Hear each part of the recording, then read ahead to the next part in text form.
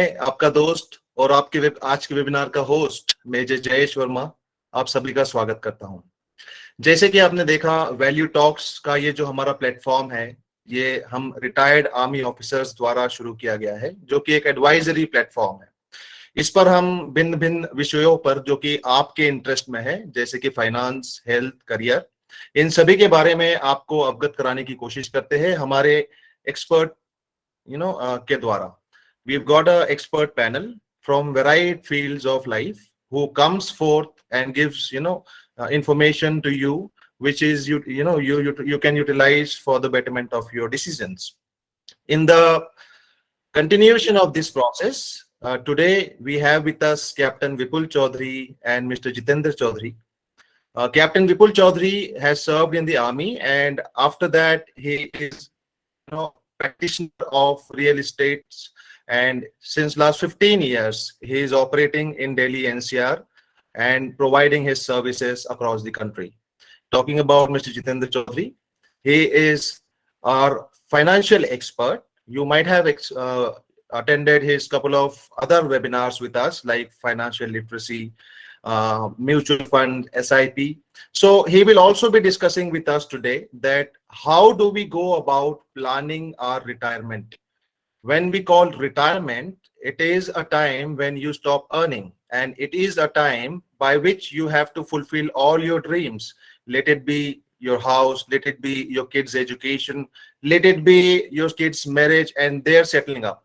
So किस तरह से हम इस चीज को प्लान करें, अलग अलग एज ग्रुप्स के हिसाब से, अलग अलग स्टेजेस ऑफ लाइफ पर। तो इस चीज को हम जानेंगे आज हमारे दोनों विशेषज्ञों से बात करके, तरीके हैं या किस तरह से किसी एक इंसान को जो कि डिफरेंट फेज ऑफ लाइफ में है।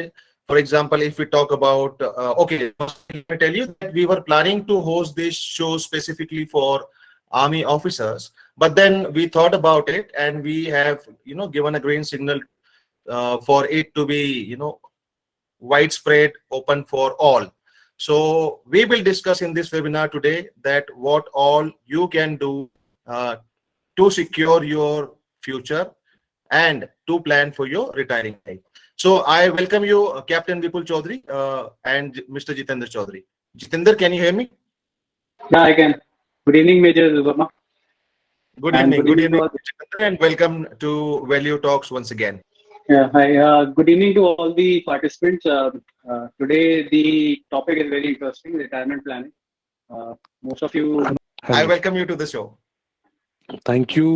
चलिए एक बात बताएं, मतलब आप ही से शुरू करते हैं, ज्यादा ज्ञान व्यान नहीं, आपके पास कागज पेन है? जी बिल्कुल, आज आप ही की रिटायरमेंट प्लानिंग करते हैं बैठ करके। That will be great, sir. That will be great. आपको एज ए केस स्टडी लेते हैं, हम आपको रिप्रेजेंटेटिव सैंपल लेंगे और बहुत ज्यादा अंग्रेजी नहीं मारेंगे कि गोल बेस्ड इन्वेस्टिंग और ये और वो सब ना, वो आजकल बड़ा एक अजीब सा ही सिस्टम कर रखा है कि जिसको देखो वो बड़ी बड़ी बातें करता है, सिंपल साधारण सहज तरीके से समझते हैं। जी। कितनी आपकी उम्र कितनी है? 35-36 साल? जी 36 क्रॉस हो चुकी। ठीक है। कौन कौन आप ये समझने मैं ये समझने की कोशिश कर रहा हूँ कि आज के शो में बलि का बकरा मैं हूँ, जबकि होस्ट होने के नाते ये डिसाइड करना मेरा काम है, बट नेवरदलेस बलि का बकरा नहीं। I am just trying to कि how how simple and easy financial planning is. Retirement planning बहुत साधारण है, बहुत सिंपल है कॉन्सेप्चुअली, उसको इतना भारी बना दिया है। वो 2 घंटे की इन्फ्लेशन की स्लाइड और कंपाउंडिंग और अरे जरूरत नहीं है भाई, साधारण बातचीत करते हैं, समझ आ जाएगा। ठीक है जी। आपकी उम्र 36 साल है, 36 प्लस होगा या जो भी है, मतलब जी। So assuming now you are not in army? No sir, last year I have done with my service. Okay, so अभी आप कॉर्पोरेट सेक्टर में काम करेंगे, अपना व्यापार करेंगे जो भी है, तो अगले 25-30 साल आपको और काम करना है अभी। जी, आइडियली यस। हाँ, 60 साल तक तो आजकल वैसे ही है, और भगवान करे आपकी सेहत अच्छी रहे तो may be till 65 you'll work for another 30 odd years. आपके हिसाब से आप पे अभी क्या क्या मेजर ऑब्लिगेशंस बाकी है financially?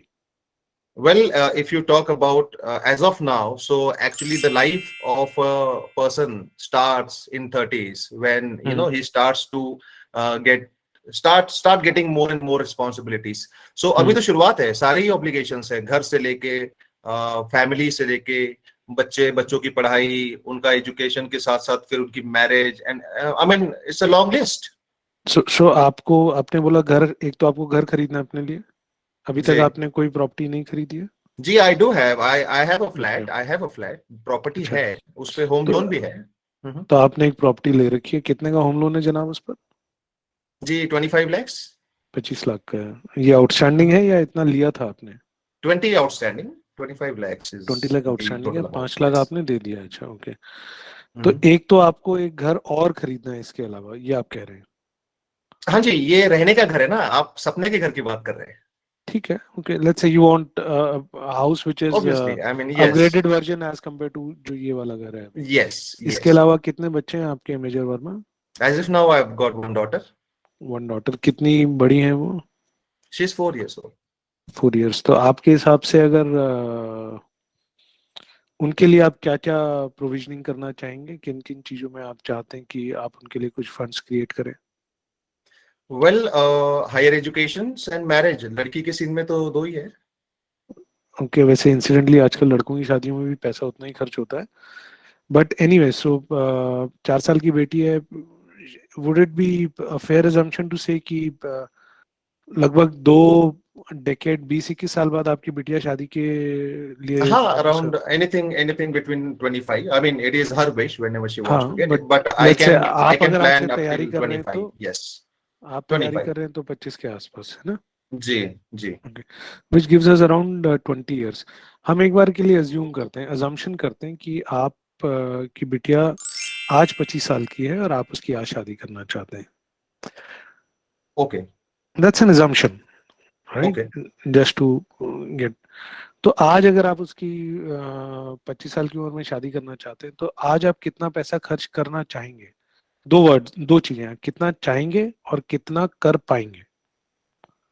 Let us Okay. say, If you.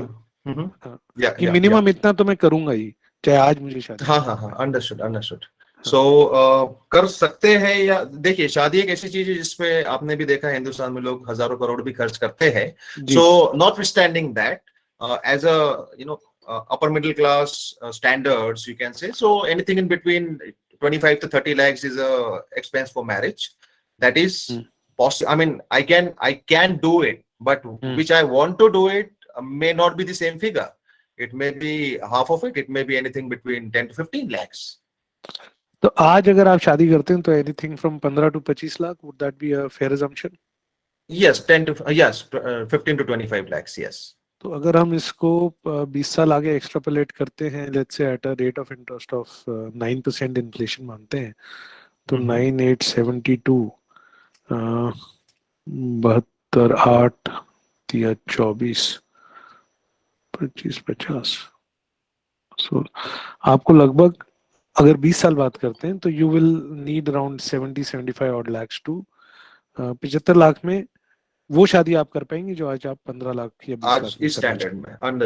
Understood. तो आपको आज से 20-21 साल बाद 75 लाख रुपए की लगभग आवश्यकता होगी जी. अपनी बिटिया की शादी के लिए। जी. दूसरा, आपने बोला उनकी पढ़ाई है, वो 4 साल की है, तो पढ़ाई में किस स्टेज पर आपको लगता है कि आपका एक मेजर एक्सपेंस होगा? G, that is mainly for the higher educations, and that to, let's say, masters or even graduation. And if she wish to go outside, firstly, see, I'm a kind of parent who will give all the leeway to their children, what they want to do, how they want to do. So she wants to go for academic excellence, maybe she wants to go for some sports or arts excellence. So it will be completely her wish, which I cannot predict as of now, but for planning उसको वो purpose, resources देना yes, चाहेंगे। हाँ। exactly, for planning purpose, let's say even if she chooses academics, so in that having 1 degree graduation, sorry, post graduation nowadays at present value costs anything in between 30 to 50 lakhs depending on the country, depending on the university. So yes, that amount I can think that I will require for her if she wants to go ahead and do those curriculums. तो अगर आप 30 से 50 लाख रुपए आज लगाते हैं और आज से 11 साल बाद, अगर हम 14 साल बाद कैलकुलेशन करते हैं, जब आपकी बेटी 18 साल की होगी, और जी। अगेन वही हम 8 से 9% का इन्फ्लेशन लेते हैं, तो आपको लगभग 1.5 करोड़ रुपया तब चाहिए होगा जब आपकी बेटी 18 जी। साल के आसपास होगी। प्लस आप अंडरस्टूड। फौज में शायद 10 साल सर्विस किया होगा आपने, जी। जी। तो इसका मतलब आपके पास में पेंशन नहीं है अभी। जी फिलहाल तो नहीं है, उसके लिए आवाज उठा रही है हमारी फोरम, शॉर्ट सर्विस कमीशन की पेंशन। हाँ, बट फिलहाल नहीं है। फिलहाल नहीं है। ओके, नाउ फिलहाल अगर नहीं है तो आप अगर 25 साल और काम करते हैं एंड लेट्स से 25 या 30 साल जो भी है, और उसके बाद भी आप ईश्वर करे लंबा जीते हैं, तो आपको 20-25 साल अपने और अपनी वाइफ के लिए पेंशन का इंतजाम करना है।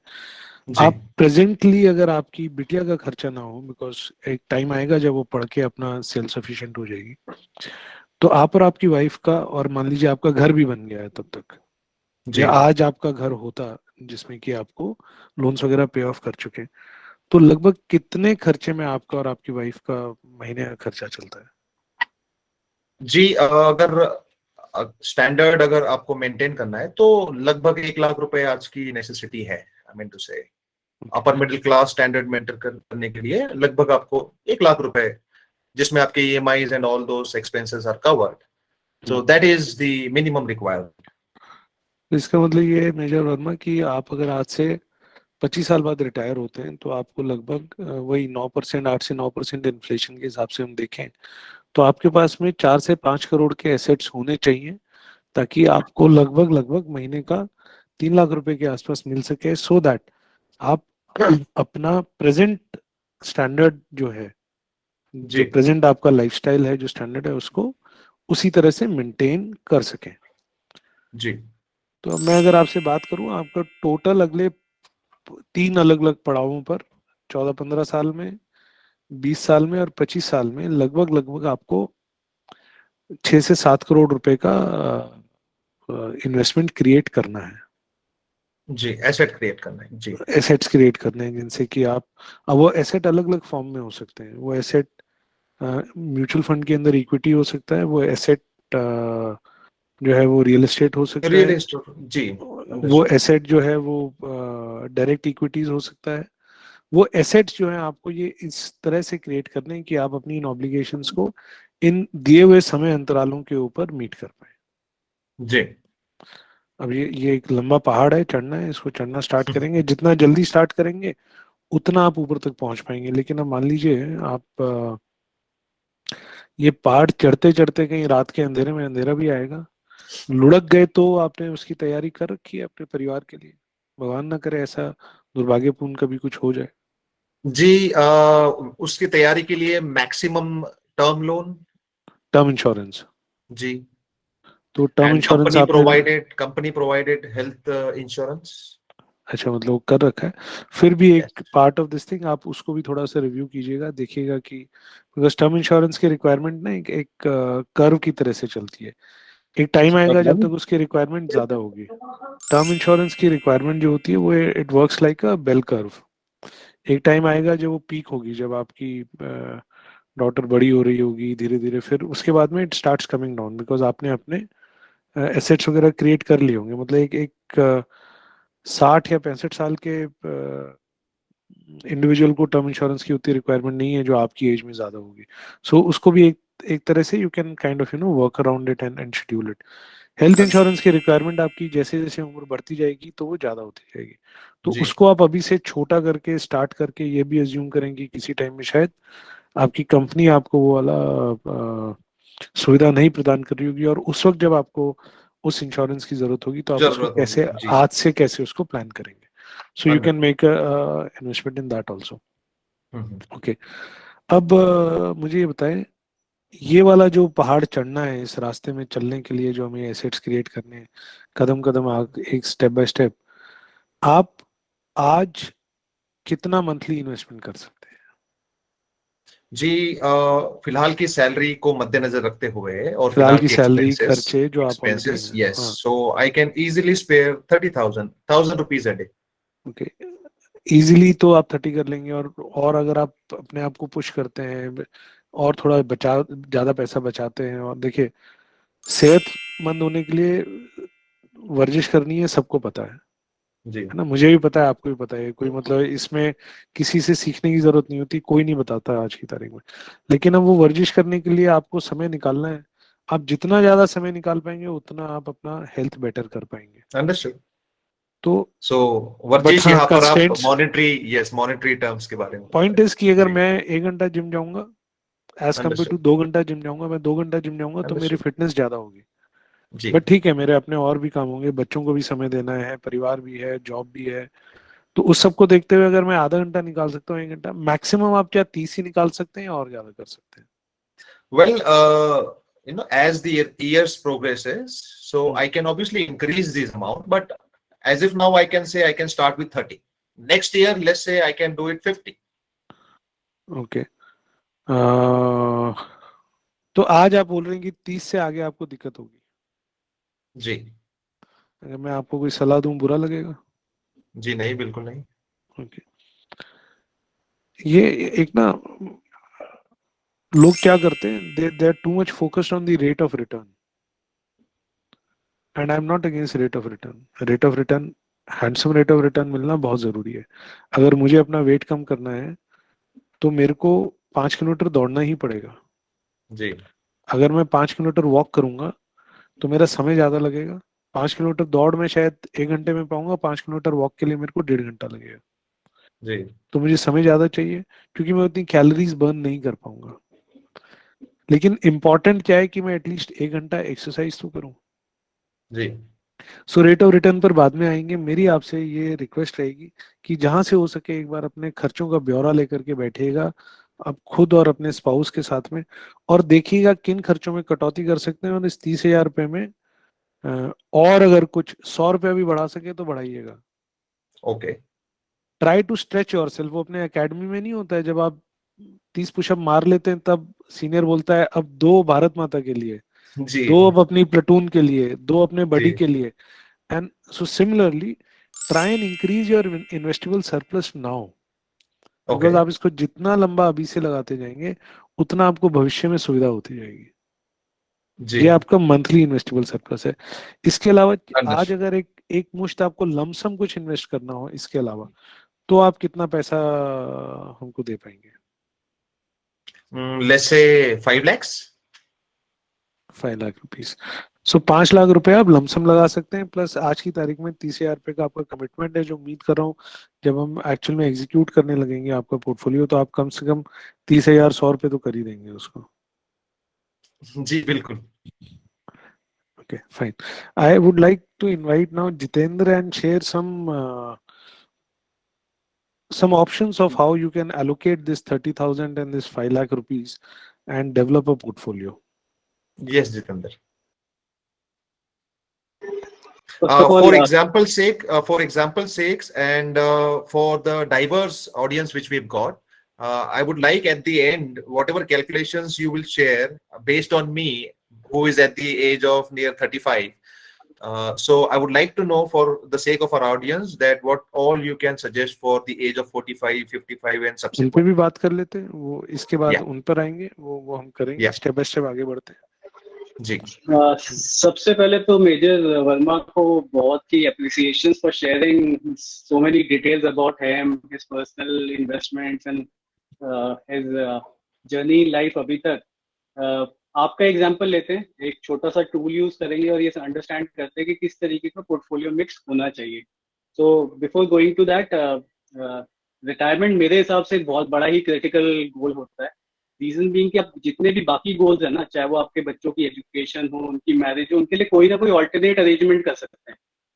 सो जी, एजुकेशन के लिए एजुकेशन लोन का प्रोविजन है, शादी में खर्चा कम कर लेंगे, थोड़ी हल्की शादी कर लेंगे। बट रिटायरमेंट एक ऐसी चीज है जिसमें आपको वो पैसा चाहिए तो चाहिए। मतलब you ji, can't do that के मेरा अगर खर्चा 50,000 रुपये महीना है तो मैं 10,000 में काम चला लूंगा, नहीं, 50 है तो है। मतलब you need to have that money जी, to take care of your post retiral expenses. तो मुझे ऐसा लगता है कि आपकी फाइनेंशियल लाइफ में सबसे क्रिटिकल गोल जो है वो रिटायरमेंट है। सबसे ज्यादा जो टाइम तक चलता है, मतलब अगर मैं मान के चलूँ कि एक इंडिविजुअल 60 की एज पे रिटायर करता है तो अगले में भी 15-20 साल तक उसको एक प्रोविजनिंग करके चलनी पड़ती है for this non working life. भाई 60 पे जी, रिटायर होकर 80 तक भी अगर सर्वाइव करते हो, जनरली आज की डेट में 75 से 80 एवरेज लाइफ है। तो एवरेज 15 लाइफ से 20 स्पैन, साल का, यस। हाँ, तो 15 से 20 साल का आपको प्रोविजनिंग करके चलना पड़ता है। तो यस, इसके तरफ ध्यान देना बहुत जरूरी है। मैं एक छोटा सा टूल शेयर करता हूँ और आप ही का एग्जांपल लेते हैं at the age of 36, and आप थोड़ा सा अंडरस्टैंड करते हैं तो कि किस तरीके का पोर्टफोलियो मिक्स होना चाहिए। जी बिल्कुल। Actually, I'm searching for diversify. I'm looking for diversification of my portfolio. So, in the process of doing this webinar, I'll get the important insights. Thank you. इन सज्जन की उम्र 35 साल है, मतलब आपसे एक साल छोटे, आपकी एज के बराबर ही है। Mhm. ऑब्जेक्टिव जो है इन्वेस्टमेंट का वो है wealth creation. So basically we want to create more wealth. तो जो पैसा हम इन्वेस्ट करेंगे, चाहे वो लमसम हो या मंथली हो, that would be targeted towards creating more wealth.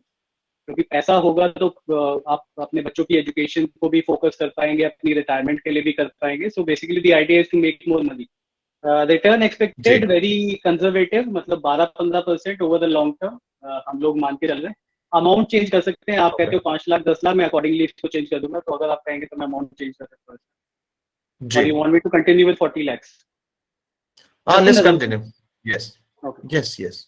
So investment amount ये लमसम है, मतलब one shot this person is ready to invest 40 lakh rupees. Maybe कह सकते हैं कि प्री मेच्योर रिटायरमेंट लेकर आए हैं, तो कुछ पैसा मिला है फौज से, तकरीबन Okay. 35-40 लाख Yes. रुपए।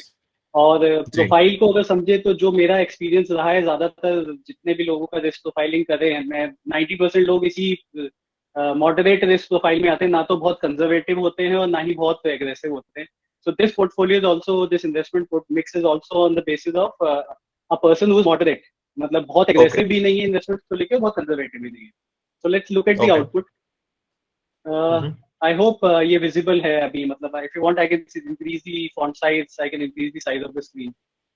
You can zoom it a bit. That would be a little helpful. Okay, is this Yeah, okay? that's perfectly fine.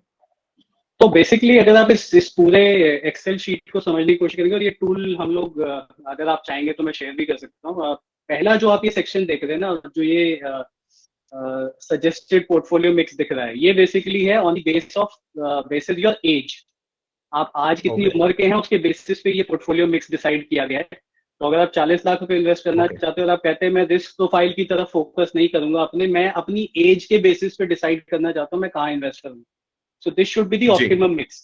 मतलब कितना okay, इक्विटी रियल एस्टेट, मैं इक्विटी और रियल एस्टेट को कहीं ना कहीं सिमिलर टाइप की इन्वेस्टमेंट मानता हूँ, क्योंकि इन दोनों के अंदर ही इन्फ्लेशन एडजस्टेड रिटर्न देने का पोटेंशियल होता है। Any return which is more than 10-12%। तो जी, इक्विटी और रियल एस्टेट मैंने दोनों को एक साथ ही रखा है। तो ये okay, कॉम्बिनेशन ऑफ बोथ भी हो सकता है, या दोनों में से कोई एक चीज भी हो सकती है। जी, तो अगर आप इसमें देखेंगे, जनरली क्या कंसीडर किया जाता है कि जितना आपका एज है, 100 minus your age should be your equity exposure और real estate exposure. Can be a mix, can be one thing at a time also. तो okay, 40 लाख में से अगर आप एज के बेसिस पे पोर्टफोलियो बनाते हैं तो 26 लाख रुपए जाना चाहिए इक्विटी रियल एस्टेट या दोनों में। जी, डेट हो गया आपका, फिक्स डिपॉजिट्स हो गए, लॉन्ग टर्म डेट इंस्ट्रूमेंट्स हो गए, जहां पे आप कहीं ना कहीं एक फिक्स रिटर्न की तरफ जाते हैं। बॉन्ड्स हो गए, आज की डेट में बॉन्ड्स का बहुत क्रेज है। जी, 8-9% के रेट ऑफ रिटर्न पे बॉन्ड्स मिल जाते हैं मार्केट के अंदर, प्राइमरी मार्केट में भी और सेकेंडरी मार्केट में भी। कहीं ना कहीं रिटर्न Mhm. गारंटेड टाइप्स ही होते हैं, तो लोग बड़ा इनको ना, मतलब डेट वाले साइड के पोर्टफोलियो के लिए इन तरीके के बॉन्ड्स वगैरह में इन्वेस्ट करते हैं। तो तकरीबन 5,60,000 पे इधर जाना चाहिए। थोड़ा सा पोर्टफोलियो में गोल्ड होना चाहिए। लिक्विड से अगर समझे तो liquid is money which is easily withdrawable, जिसमें कोई लॉक इन वगैरह ना हो। तो ये स्वीप इन एफडीज भी हो सकती है, Mhm. ये डेट फंड्स में हो सकता है, लिक्विड डेट फंड्स में, जहां से आप इजीली पैसा विड्रॉ कर सकते हैं। तो अगर आप इस Okay, पोर्टफोलियो में इन्वेस्ट करते हैं जो कि आपकी एज के बेसिस पे बनाया गया है, तो आपका post tax return should be around 12%, 12.13 to be precise. okay, and this is post tax, मतलब इस Mhm. पे टैक्स वैक्स सब लगाने के बाद ये कैलकुलेशन है। और इस Okay, तरीके के मिक्स से आप अपने रिस्क को कहीं ना कहीं लिमिट करते हैं, क्योंकि आपने इक्विटी में एक लिमिटेड एक्सपोजर लिया है। आप ये मान के चलिए कि आपका इक्विटी के अंदर जो पोर्टफोलियो है वो सिर्फ 65% इन्वेस्टेड है, बाकी का 35% okay, और एसेट क्लासेस में इन्वेस्टेड है। तो कहीं ना कहीं आपका सारा पैसा एक ऐसी एसेट क्लास में नहीं है जहां पे आपको लगता है कि मार्केट के ऊपर नीचे जाने से मेरी सारी इन्वेस्टमेंट वो इम्पैक्ट करती है। तो हमने डाइवर्सिफाई करने की कोशिश करी है। अगर हम okay, लॉजिकली बात करें, ये तो एज के बेसिस पे था। अगर हम रिस्क प्रोफाइल के बेसिस पे बात करें तो आपको 3 डिफरेंट सेक्शंस और दिख रहे होंगे। तो अगर इनको हम लोग बात करें तो ये जो है पहला, it's a conservative investment portfolio. Conservative मतलब वो इंसान जो रिस्क लेना नहीं चाहता है, बहुत मिनिमम रिस्क लेना चाहता है, मतलब उसका ऑब्जेक्टिव ये है कि मेरे को रिटर्न कंपैरेटिवली कम मिल जाए बट मेरी कैपिटल इरोजन कम से कम हो। मतलब ऐसा ना हो कि मैं 100 रुपए लगा हुआ, 100 की वैल्यू जो 90 हो जाए, नहीं, 100 ही रहे, 100 पे चाहे मेरे को 10% ही मिल जाए, मैं उसमें खुश हूँ। तो उनके लिए इक्विटी एक्सपोजर कम कर दिया जाता है, डेट में और गोल्ड में पैसा बढ़ा दिया जाता है। तो this is the kind of mix we look at for conservative investor. तो अब जैसे देख रहे हो कि हमने इक्विटी और रियल एस्टेट में एक्सपोजर कम किया तो तकरीबन 10.5% का रिटर्न हो गया, जहां वहां 12% था, तो 2-2.5% मतलब 1.5% के आसपास कम हो गया। तो सिमिलरली जो हम लोग बात कर रहे थे कि मैंने अपने एक्सपीरियंस में देखा कि ज्यादातर हम लोग जो इंडियंस हैं वो मॉडरेट प्रोफाइल वाले होते हैं। तो this is the kind of mix that we generally which suits our requirement. तो इसमें ऑलमोस्ट सिमिलर सा पैटर्न है, मतलब एज का देखें तो वहाँ 26 लाख रुपए इन्वेस्ट हो जाते हैं, 24 होता है, तो थोड़ा सा फर्क आता है, रिटर्न थोड़ा सा हिट होता है, बट ठीक है, मतलब this is comparatively better than a conservative investor and it is not so aggressive like a aggressive investment portfolio जहाँ पे ऑलमोस्ट 80% पैसा जो है वो इक्विटी या रियल एस्टेट की तरफ चला जाता है। तो इस तरीके की इन्वेस्टमेंट पोर्टफोलियो में अगर हम इन्वेस्ट करते हैं तो कहीं ना कहीं जो हमारे टारगेट्स हैं, जो हम लेके चल रहे हैं कि लॉन्ग टर्म में बच्चों की एजुकेशन, अपनी रिटायरमेंट और मेजरली रिटायरमेंट, उसके लिए हम कॉर्पस क्रिएट कर सकते हैं by creating a proper investment portfolio mix rather than looking at only one asset class। मतलब एक ही जगह पैसा ना डाल के हम अगर स्प्रेड करके डालेंगे तो वो हमारे ज्यादा फेवर में काम। जी जी, इससे पहले कि हम आगे बढ़े जितेंद्र, जैसे आपने बताया कि आपने रियल एस्टेट और इक्विटी को एक ही बाउल में रखा है, but if you see real estate is considered as a very safe investment nowadays. I mean, let it be a residential real estate or let it be commercial real estate. So is it wise to keep both of them in one bowl, because equity is altogether a different bowl? Let me interrupt here, Jiten, sorry. Properly chosen equity is as safe as real estate. Real estate, improperly chosen real estate is as risky as any kind of equity investment. The idea behind putting equity and real estate in the same asset class is basically to drive home the point that these are growth based asset classes. ये आपको actual में wealth create करके देंगे। आपने date fund में पैसा लगाया, 8% का रिटर्न आपको लेट्स से एक ट्रिपल ए या डबल ए रेटिंग का कॉर्पोरेट बॉन्ड दे रहा है, वो 30 साल बाद भी आपको 8% का ब्याज देता रहेगा, बट उसमें आपका जो मूल लगा हुआ है उसमें कोई बढ़ोतरी नहीं होगी। अंडरस्टूड। लेकिन इक्विटी में अगर आप एक ढंग का इक्विटी लेते हैं या ढंग का एक्सपोजर रियल एस्टेट में लेते हैं तो धीरे धीरे धीरे वहां आपको 7 से 8% का डिविडेंड या रेंटल रिटर्न भी आने लगेगा समय के साथ, और आपका कैपिटल अप्रिसिएशन भी होगा। So equity and real estate are the growth based asset classes जो आपको ग्रोथ देती हैं। अदरवाइज तो होगा क्या भाई, आप आज 100 रुपए कमा रहे हो और आपको आगे के लिए 400 रुपया जोड़ना है, तो ये सारा पैसा तो आप नहीं इन्वेस्ट कर सकते ना, प्रेजेंट खर्चे भी निकालने जी। सो इसलिए वहां से आपको ग्रोथ बेस्ड एसेट क्लासेस में आना ही पड़ेगा, इक्विटी या रियल एस्टेट में।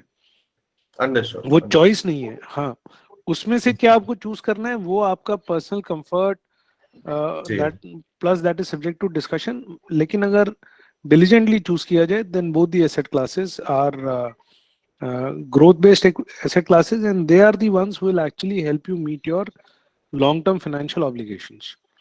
मतलब okay, अगर आप मुझसे पूछेंगे तो यहाँ पर मेरा आपकी एज में जितेंद्र के इस पोर्टफोलियो प्लानिंग में डिफरेंस ये रहेगा कि मैं फर्स्ट और सेकंड को मानूंगा ही नहीं। मैं कहूंगा भाई एग्रेसिव इन्वेस्टमेंट पोर्टफोलियो में जाइए और उसमें डेट, गोल्ड और लिक्विड को और कम कीजिए। मतलब why do you need liquid fund, why do you need debt fund, why do you need any kind of a See, that is actually you are hinting at my next question. That is what I was coming to, that is it really, I understand that we should not keep all our eggs in one basket, that is a famous saying, but is it really necessary that we should diversify in all the segments, or we can choose or combine 2 to 3 तो होता क्या ना, because we have to also be presenting things which are palatable। मतलब आपको थोड़ा सा client माल भी तो बेचना है ना, तो क्लाइंट को भी तो जी लगना चाहिए कि हम थोड़ा सा तो उनके लिए कर रहे हैं। देखिए हम उनको डेट भी बता रहे हैं, लिक्विड भी दिखा रहे हैं, गोल्ड भी दिखा रहे हैं, हम समझदार अंडरस्टूड। लोग हैं, हमें पढ़े लिखे हैं, हम पता है। तो इसलिए है। बट आप मुझसे पूछेंगे आपकी उम्र में आपको 2-4-5 लाख रुपए साइड में रख लिया अपने बेसिक ऑब्लिगेशंस के लिए, वो एक अलग बात है। But other than that your 95% exposure should be to equity और रियल एस्टेट, तभी आप अपने लॉन्ग टर्म गोल्स को मीट कर पाएंगे। Okay, Whatever you understood. take away from या equity and real estate today is actually compromising somewhere on your future in times to come. Understood, understood. Had you been a 65-year-old person जिनको ये था कि भैया then I growth may growth हो not गई go है, for, yes. हाँ मेरे को अपना पैसा थोड़ा एंजॉय भी करना है, थोड़ा चाहिए भी जी थोड़ा, तो आई वुड हैव सेड ठीक है सर, आप थोड़ा सा अपना लिक्विड रख लो, इससे अपना रेंटल इनकम्स लेते रहो, या मतलब मंथली एनुइटीज लेते रहो, आपको इतने रियल एस्टेट या इतने इक्विटीज की जरूरत नहीं है। But not in your case. More so when you do not have a pension to you. Understood, understood. But that's my assessment. Jitendra has his own, and that's why he has given you all 3-4 options. आप जैसे चाहें अपना इसमें से अपने test के, अपनी preference के हिसाब से इसमें से चूज कर सकते हैं। Well, out of these options presented by Jitendra, let me tell you right now only that I fall in the last segment, that is aggressive investor, in which my almost 50% investment is in real estate, and accordingly 50% is in share market, specifically to commodities, gold, future and options. So नहीं तो yes, future and I option am. is more of a trading kind of a thing. It is not a Understood, long term understood. Yes, investment. yes, it is not in, yes, sorry to call it investment, but yes, I am into trading, you can say. नहीं So तो Jitendra yes, यहाँ जो आपको suggest कर रहा है वो है investment taking plan. Long term Yeah. Equity position so Yes, that yes, yes. Your wealth grows and you are not bothered Understood, about. understood. और इसमें जब Which आप which as if now I have not, as if now I have not dwelt upon, as if now, and there is a necessity. Yes. तो यहाँ जहाँ पे बात जो मैं कहना हाँ, एक हाँ पॉइंट रखता हूँ फिर आप जिते जी रहें। जी जी मैं जी ये कहना चाह रहा हूँ जब भी आप लॉन्ग टर्म जाएंगे और इक्विटी या रियल एस्टेट में पैसा लगाएंगे, तो ये मान के चलिए कि बीच बीच में समय ऐसा आएगा आपका पोर्टफोलियो माइनस में भी दिखेगा, और मतलब वो है ना कि Yes, सब सही subject to चल रहा market है। situation. Yes. हाँ, बट जैसे जैसे समय बढ़ता जाएगा, मान लीजिए आपने आज 30,000 रुपया लगाया, अगले महीने 30,000 लगाया, अगले साल के एंड में आपका 3,60,000 है। हो सकता है कि 13वें महीने में कुछ ऐसा आए कि भैया कोविड आ गया या समथिंग, तो 3,60,000 घट करके और 2,80,000 लगे। आपको उस जी चीज के साथ में जीना सीखना पड़ेगा कि शॉर्ट टर्म वॉलेटिलिटीज आएंगी। दैट इज जी। The nature of that asset class. Yes. ऐसा है, मतलब साल में बारिश आएगी, ये सड़क टूटेगी, यहाँ पर जाम लगेगा, एक बार गाड़ी का एक्सेल टूटेगा, उसको रिपेयर करा लेंगे अगली बार फिर। बट धीरे धीरे धीरे वो रोड की कंडीशन इंप्रूव होती जाएगी, and there would be a time Understood. जब वो सड़क कम टूटेगी और आप एक के बाद एक पीक अचीव करते जाएंगे, फिर वो प्राइसेस वापस से उतना नीचे नहीं आएंगे। So you'll have Understood. to live with that idea and then invest in equity and real estate कि यार अगर मैंने 15 साल के लिए लगाया है तो 15 साल वेट करना पड़ेगा। हो सकता है एक साल में बाजार में 25% का करेक्शन आ जाए, कोई बात नहीं। अगर आपने शुरू में सही डिसीजंस लेकर के अच्छी तरह से डिलीजेंस करके इन्वेस्टमेंट्स करी हैं, तो साल 2 साल के उतार चढ़ाव, वोलेटिलिटी को हिंदी में उतार चढ़ाव ही बोलते हैं जी कि भैया, जी तो उस उतार चढ़ाव को बर्दाश्त करना सीखना पड़ेगा और अपने ब्लड प्रेशर को उससे अटैच नहीं करना है। जी। Understood. तो फिर Understood. आपको लॉन्ग टर्म में संपदा क्रिएट करने से, वेल्थ क्रिएट करने से कोई नहीं रोक सकता है। जितेंद्र प्लीज। Understood. Yes. जो विपुल सर ने बोली बात बिल्कुल करेक्ट है। यहाँ पे मैं एक चीज और ऐड करना चाहूंगा। जब हम पोर्टफोलियो बनाते हैं और ऑब्जेक्टिव होता है लॉन्ग टर्म, तो लॉन्ग टर्म चीजें वो रिटेन या सस्टेन हो पाती है जो प्रॉपरली प्लान्ड होती है। मान लीजिए मैं सारा का सारा एक्सपोजर इक्विटी और रियल एस्टेट में डाल देता हूँ और वापस से कोई ऐसा सिचुएशन आता है जैसा 2 साल पहले आया, मतलब हम सभी ने फेस किया, मतलब डायरेक्टली इनडायरेक्टली सब इम्पैक्ट हुए। किसी की नौकरी जी गई, पोर्टफोलियो ब्लीड करने लग गए, इक्विटी पोर्टफोलियोज ऑलमोस्ट 50% तक गिर गए थे लोगों के। अगर ऐसी जी सिचुएशन आती है जी। और आप 100% एक्सपोज हो रियल एस्टेट और इक्विटी में, जो कि लॉन्ग टर्म एसेट क्लास है, तो आपका पेशेंस जल्दी लूज होगा rather than someone who sitting into other asset classes also. थोड़ा सा डेट है जो कि 8-9% दे रहा है, वो गिरेगा नहीं। क्यों? क्योंकि पता है कि वहां पे फिक्स रिटर्न मिल रहा है। दूसरा गोल है जनरली जब भी कहीं फियर का माहौल होता है, मतलब कोई वॉर हो, कोई ऐसा पेंडेमिक आ जाए, कोई एपिडेमिक आ जाए, तो कहीं ना कहीं गोल्ड में रिटर्न ज्यादा बढ़ जाता है, क्योंकि लोगों को वो सेफर लगता जी है, उनको लगता है कि जी। कुछ खत्म हो सकता है, गोल्ड तो बच के रहेगा, तो इसलिए गोल्ड। जी लगता है। जी अच्छा, लिक्विड क्यों रखना पड़ता है? क्योंकि अगर कभी भी आपको एकदम से पैसे की जरूरत पड़ गई, कोई ऐसी अनफोर्चुन इवेंट आ गई, कोई ऐसी रिक्वायरमेंट आ गई कि आपको पैसा चाहिए, तो फिर आप अपनी इक्विटी से पैसा नहीं निकालते हो, आप इक्विटी को और रियल एस्टेट को जितना जी लंबा हो सकता है कंपाउंड करने देते हो। तो अगर आप यहाँ पे पैसे नहीं जी डालते हो, मतलब इस तरीके का एक स्प्लिट बना के नहीं चलते हो और कहते हो कि मैं तो एग्रेसिव चलूंगा और मैं 100% पैसा रियल एस्टेट और इक्विटी में डालूंगा, आपको नहीं पता व्हाट फ्यूचर इन स्टोर, कल कुछ ऐसी इवेंट आ गई, एकदम से पैसे अंडरस्टूड। की जरूरत पड़ गई। यहाँ डेट की भी अगर बात जी करें ना, तो डेट का भी एक कहीं ना कहीं टाइम होराइजन होता है। आप डेट में आज पैसा डाल के कल नहीं निकाल सकते, क्योंकि उनके अंडरलाइन इंस्ट्रूमेंट कहीं ना जी कहीं एक लॉक इन वाले होते हैं। आपने बॉन्ड खरीदा जिसकी 3 साल की मेच्योरिटी है, आप पहले पैसा नहीं मांग पाओगे उनसे, आपको 3 साल बाद ही जी मेच्योरिटी मिलेगी। तो उन सब चीजों को ध्यान में रखते हुए आपको एक सही एसेट मिक्स बना के चलना पड़ता है, जिसमें आपको इक्विटी भी रखना है, रियल एस्टेट भी रखना है, इनको जितना लंबा हो सके उतना लंबा चलाना है। अगर 10 साल चला पाए, 15 साल चला पाए, 20 साल चला पाए, तो आपको वेल्थ क्रिएट होगी। साथ में थोड़ा थोड़ा पैसा बाकी एसेट क्लासेस में रख के अपने आप को कहीं ना कहीं क्वेश्चन देके चलना है कि अगर चीजें मेरे अगेंस्ट में चली गई, तो एटलीस्ट मेरे पास कुछ पैसा डेट में है, कुछ लिक्विड में है, कुछ थोड़ा बहुत गोल्ड में भी इन्वेस्टेड है, तो मैं मेरा पोर्टफोलियो उतनी तेजी से नहीं गिरेगा जितनी तेजी से उसका गिरेगा जिसने सिर्फ इक्विटी खरीदा हुआ है। और जिसका जितनी तेजी से पोर्टफोलियो नीचे गिरता है, जिसका ज्यादा नेगेटिव दिखाएगा, ज्यादा रेड दिखाएगा, उसका पेशेंस उतनी जल्दी लूज होगा, वो उतनी जल्दी भागेगा उसको छोड़ के। तो जनरली लोगों ने यही करी अंडरस्टूड। है कि एकदम से एक एसेट क्लास को पकड़ लेते हैं, उसको डाइवर्सिफाई नहीं करते, और जैसे ही वो एसेट क्लास आपके अगेंस्ट चलती है, और हर एसेट क्लास के साथ ये दुर्भाग्य है कि सब साइक्लिकल है, हर कुछ सालों में ना वो अपना एक एक ऐसा टाइम दिखाएंगे जहां पे या तो वो बढ़ेंगे नहीं या फिर वो नीचे की तरफ चले जाएंगे। रियल एस्टेट में ऐसा हुआ, इक्विटी में हर 5 साल में आपको करेक्शन देखने को मिलती है, 10 साल में एक क्रैश देखने को मिलता है। तो अगर आपको 20 साल चलाना है, तो आपको 2 क्रैशेस आएंगे और कम से कम 4 करेक्शन आ जाएंगे बीच में। तो आपका जी पेशेंस जी ना जी। हो, इस वजह से थोड़ा diversification make sense. Understood understood. So Jitendra, इससे पहले कि हम और आगे बढ़े, मेरे जहन में एक सवाल, जिस तरीके के हमने गोल्स रखे हैं, जो हमारे रिटायरमेंट के प्लान्स है, जिसमें कि again the same assets we are playing with, we are playing with real estate, we are playing with let's say education and all. So can we at the beginning itself हमारे goals को नजर में रखते हुए क्या हम उसी asset class में इन्वेस्ट करके उसको कंटिन्यू कर सकते हैं और अचीव कर सकते हैं वो goals? For example, if I have a age we have discuss के for house, a dream house which I will require almost 3 crores at the end of whenever I'm retiring. So can I go in a real estate with the aim to achieve that aim, and subsequently for different instruments, different targets which we have, the aims, we can go for specific instruments?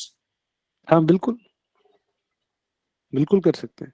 Exact last, example लेते हैं हाँ इसके जी अंदर, जी जहां पर आपको motor मारनी है वहां मोटर मारेंगे, जहां जी। पर राइफल चलानी है राइफल चलाएंगे, जहां एलएमजी लगाना है अंडरस्टूड। एलएमजी लगाएंगे। एंड देन अकॉर्डिंगली, सो जिस टारगेट को आपको अगर 11 साल में अचीव करना है, आप मेरे से पूछेंगे तो मैं कहूंगा भैया इसके लिए आप रियल एस्टेट अभी मत लीजिए, ये आपको दिक्कत कर जाएगा। हो सकता है कि उस टाइम आपको उतनी ग्रोथ ना मिले कि आपकी डॉटर की एजुकेशन के लिए आप इसको उस टाइम लिक्विडेट कर पाओ। जी। सो तो यहाँ उसके पर, लिए यहाँ instruments का बेटर इस्तेमाल ये करें। रहेगा कि आप कोई एक ढंग का SIP, equity based SIP start करवाएं। बट लेट्स से आपको अपना रिटायरमेंट के लिए, जी। अपनी पेंशन्स के लिए कुछ क्रिएट करना है, तो वहां मैं हम्म। आपसे स्ट्रांगली ये रेकमेंड करूंगा, लेवरेज लेकर के, लेवरेज मतलब और कर्जा लेकर के, लोन लेकर के कोई छोटा रियल एस्टेट ले, उसको 25-30 साल बढ़िया से रहने दें, और वो आपको सारी जिंदगी, बचे हुई जिंदगी आपको एक, for lack of a better word Hindustani perspective में, एक एक आज्ञाकारी लड़के की तरह से हर महीने अपनी तनख्वाह ला करके देगा। जी। But understood understood. but that has to be with the perspective of 25-30 years of old. 25 years later, yes Right? yes, So understood। yes, you will have to decide कि मुझे किस चीज में कितने समय, किससे मुझे क्या अचीव करना है। जी। So that's how me and Jitendra, we work together and we plan for our clients, and तो वही हमारा काम है कि आपको एग्जैक्ट सही बताना कि इस पर्टिकुलर ऑब्जेक्टिव को अचीव करने के लिए ये रास्ता आपको मोस्ट सूटेबल रहेगा। तो जितेंद्र जी, obviously I will come to that specific age specific portfolio suggestions which you will be providing us during this webinar. बिल्कुल जी। सर आगे बढ़ते हैं। तो आप ये कि I mean why are you not giving us an about repo rate change and US recession and Russia Ukraine war उस सब पर आते हैं मेरे हिसाब से। मतलब आप हाँ बताइए। Come out and cover someone who is now around 45 years of age या 44 years of age, और जो आर्मी में हमारे पीएमआर वाले कैंडिडेट्स होते हैं, जो पीएमआर ऑफिसर्स जो 40-45 इयर्स की एज में आते हैं। Is there a person in the audience who would like to volunteer for that thing? We can help them do a live portfolio अभी, who's on PMR or planning to PMR या आने वाले हैं, या मतलब अगले 6 महीने 1 साल में, या ऑलरेडी जिनका हो चुका है। Well, actually serving officers शायद ही कोई हो, but any officer who is retired recently? हाँ, मतलब जो 44-45 टाइप्स है। Anyone who would like to volunteer. Or if not army officer, anybody who's at near at the age of 45. Sir, just a second. Yes. Sir, I'm Shashikant. I'm 43 years of age. Okay. I'm presently in Wellington. I will be retiring by next year, March, April. तो आप इसे मोटी-मोटी बात करते हैं, समझते हैं। Let's see what we can suggest you. Sir. So you are now 43, right? Sir. Officially, yes. हाँ, okay. वो उसी को ले लेते हैं, 1 साल इधर-उधर से क्या फर्क पड़ता है। Sir. How many kids? 2, sir. What ages? Son is in 12th, sir. He is now 17 plus, and daughter is in 8th, 13 plus, sir. Okay. तो 17 साल का बेटा है, 13 साल की बिटिया है। Yeah. और आप 20 साल करके आएंगे तो पेंशन आप लेकर के आएंगे फौज से। Yes, sir. तो आपके हिसाब से आपकी क्या मेजर ऑब्लिगेशंस बैलेंस होंगी जिनके लिए आप you would like your portfolio to be planned? Sir, my prime target is the education of my son, who is now in 12th, and he would be going for some college. So that is the major expenditure which I look into. And though I'll be looking for a job, but as a surety, I would like to have some returns from the corpus. Job का retirement corpus आएगा। Yes. I will be converting my pension to 50% to the max, and the balance corpus which I get should give me some return which makes me comfortable to save. At least आपको 75 लाख रुपए के आसपास here fair here and there depending आपका DSOP वगैरह। So that is a median figure, because generally this what armed forces officers in PMR get. So you need some money for funding your son's college education. Sir. And then some kind of a regular income to augment your pension. Yes, sir. But अगर आपको job मिल गई तो इसकी क्या जरूरत होगी आपको फिर? नहीं होगी, बट जॉब तो मिल ही जाएगी। आई एम प्रीटी श्योर कुछ ना कुछ तो हो ही जाएगा। डेफिनेटली मिल जाएगी भाई। अगर सरकार आपको 60 साल तक साथ रख करके और रिस्पेक्टिवली काम करवाने को तैयार थी, तो सिविल में जरूर मिलेगी। 6 महीने साल की परेशानी हो सकती है, उससे ज्यादा कुछ नहीं है sir. That is the maximum. Otherwise I am yet to come across an army officer जिनको बाहर नौकरी ना मिली और रिस्पेक्टेबल डिग्निफाइड नौकरी ना मिली सर। तो और what about your home and all, वो आपने अपना क्रिएट कर लिया है? I got a house in Dehradun sir. तो उस पे भी लोन चल रहा है, पेड ऑफ है, कैसे है? Sir, I have balanced it with corpus, so loan is already negated. I got that much of corpus kept in the fund, so उसका वो उतना रिटर्न आता है, वो उससे निकल जाता है। अच्छा, so kind of loan is provision for, आप ये कह रहे हो? Yes sir, what I did, I had a corpus with me, so instead of paying it outrightly, all complete fund, so I put it in a fund and that EMI goes from there, so wonderful. And the rent also comes. So आपको basically एक तो अपने बेटे को college भेजना है, बिटिया के लिए आपको एक फंड क्रिएट करना है, और जो आपको 5 साल बाद रिक्वायर्ड होगा after 5 years for her education, and then दोनों बच्चों की शादियों के लिए आपको 10 और 15 साल बाद कुछ पैसे का इंतजाम करना होगा. Yes, sir. So you have 3 major long-term goals और एक आपका short-term goal है, which is sending your son to college in next year or so. Yes, sir. And then you have a goal to invest some money from your retirement fund so that your pension gets a bump and you're kind of able to meet your basic expenses from your pension and um, this kind of a monthly return you get from that particular investment. Yes, sir. That is what I'm looking at. मैं जहाँ इसको ढंग से sum up नहीं कर पाया मुझे correct कीजिएगा please. No, this is perfectly fine. ठीक है, okay. So let's suggest something to you here. छोटा मोटा कुछ बताते हैं.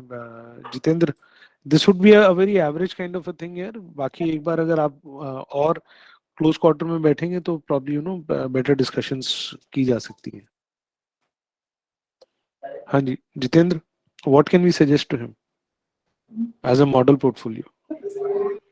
So I have a model portfolio for someone who's 45, and I'll also share my experience, which I had say about like 2 years back, working with a army officer. Similar kind of a requirement. मतलब उनका भी बेटा 10th में था जब मैं उनसे मिला. 12th की तैयारी तक हम लोगों ने कुछ पोर्टफोलियो डिजाइन किया, फिर उसके बाद उनकी हायर एजुकेशन प्लान की. तो मैं उसको भी शेयर करूंगा. पहले मैं मॉडल पोर्टफोलियो शेयर करता हूँ और अपना एक्सपीरियंस भी शेयर करता हूँ उनके साथ काम करने का. जी, Great.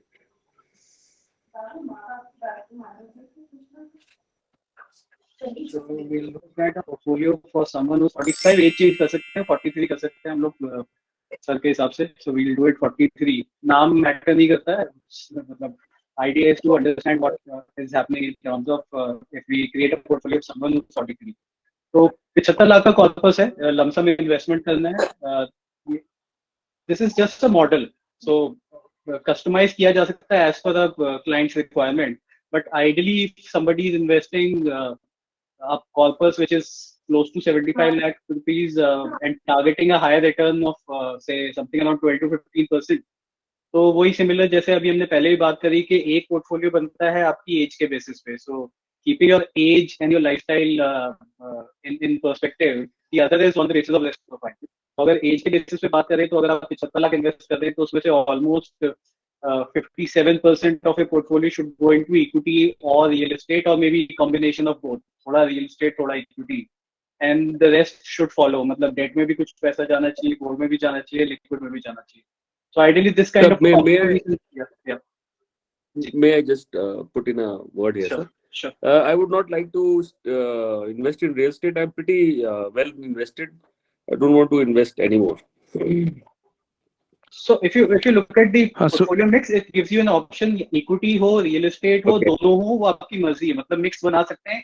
अगर आपको लगता है already real estate में invested है and you don't want more real estate, it's okay. मतलब you can only look at equity. मतलब these are options. So it can be a single thing, it can be a combination of both. तो वो अपने requirement पे depend करता है कि आप किस तरीके का portfolio बनाना चाह रहे हैं. But this should be the mix. ये basically आपको मोटा-मोटा ये आइडिया देता है कि अगर आपने मान लीजिए 75 लाख इन्वेस्ट करें, आपके केस में सिचुएशन थोड़ी डिफरेंट भी हो सकती है क्योंकि आपको कुछ पैसा बिल्कुल नेक्स्ट ईयर ही चाहिए होगा अपने सन की हायर एजुकेशन के लिए. ये भी हो सकता है इतना एक्सपोजर इक्विटी या रियल एस्टेट में ना लेके चले क्योंकि वो एक लॉन्ग टर्म एसेट क्लास है. तो थोड़ा सा कस्टमाइज करना पड़ेगा. But ideally for someone who is 43 this should B a mix on the basis of creating a meaningful portfolio. अब मैं जैसे मैंने कहा कि मैंने कुछ टाइम पहले तकरीबन 2 साल पहले कोविड से पहले एक कर्नल साहब थे उनके साथ काम किया. उनका बेटा 10th में था उस टाइम पे कोविड से पहले. And the idea was to plan for his higher education 12th के बाद. तो उनको भी जो पर्पस मिला था, हम लोगों ने इस तरीके का लॉन्ग टर्म पोर्टफोलियो नहीं बनाया. हमने मेजरली इन्वेस्ट किया इन लिक्विड एसेट क्लासेस. थोड़ा डेट फंड में डाला, कुछ एफडी कराई. सो आइडिया ये था कि उस पैसे को प्रोटेक्ट करके रखें जब तक कि ये क्लैरिटी नहीं आ जाए कि बेटे के लिए कितना कॉर्पस यूज होना है. तो उनके केस में मैं नंबर्स भी समझा देता हूँ. मोटा मोटा 1 CR था उनके पास investable surplus. So what we did was we kept almost 75% money into the liquid and safer instruments. कि आप FD करो, गोल्ड में डालो, बॉन्ड्स में डालो, बट कैपिटल को प्रोटेक्ट करके रखो. और उसी दौरान में मार्केट क्रैश हुआ तो वो 25% का जो पैसा था जो थोड़ा सा हम लोगों ने सेट असाइड किया फॉर दी अपॉर्चुनिटी, वो हमने मार्केट में इन्वेस्ट किया. तो हमने बिल्कुल ही ना रेशियो चेंज कर दी. Rather than investing heavily into equity or real estate, we invested more into on the liquid and safer instrument. तो वहां से फिर हमने वेट किया 2 साल तक, जब तक उनका बेटा 12th करके रेडी नहीं हो गया अपनी हायर एजुकेशन के लिए। And then the expense was रफली अराउंड 35-37 लाख रुपीज। तो हमने वो जो 75 लाख रुपए सेव किया था, उसमें से हमने वो सेट असाइड कर दिया उनकी हायर एजुकेशन के लिए। अब आज की डेट में 25 लाख जो इक्विटी में इन्वेस्टेड है, प्लस जो पैसा बच गया हायर एजुकेशन को सेट असाइड करने के बाद, वो अब धीरे धीरे इक्विटी या इक्विटी रिलेटेड पोर्टफोलियो में इन्वेस्ट होगा। तो बेसिकली कस्टमाइज किया गया, जहाँ की हमने वेट किया उस शॉर्ट टर्म गोल के लिए कि पहले में पता चल जाए कि हमें कितना पैसा हायर एजुकेशन के लिए चाहिए होगा। एक बार वो क्लैरिटी मिली, तब हमने फिर आगे उनकी रिटायरमेंट प्लानिंग करनी शुरू करी बाकी बचे हुए पर्पज से। ओके, इसमें जो एक मेरा रिक्वायरमेंट था कि वेयर इन जो पेंशन मुझे मिलेगी, सो मेरे को जो कॉर्पस मिलेगा उसमें से मेरे को कुछ मंथली रिटर्न्स आ सकते हैं क्या? Is there something, any instrument? है सर, देखिए काफी इंस्ट्रूमेंट है जो आपको मंथली रिटर्न देना शुरू करते हैं।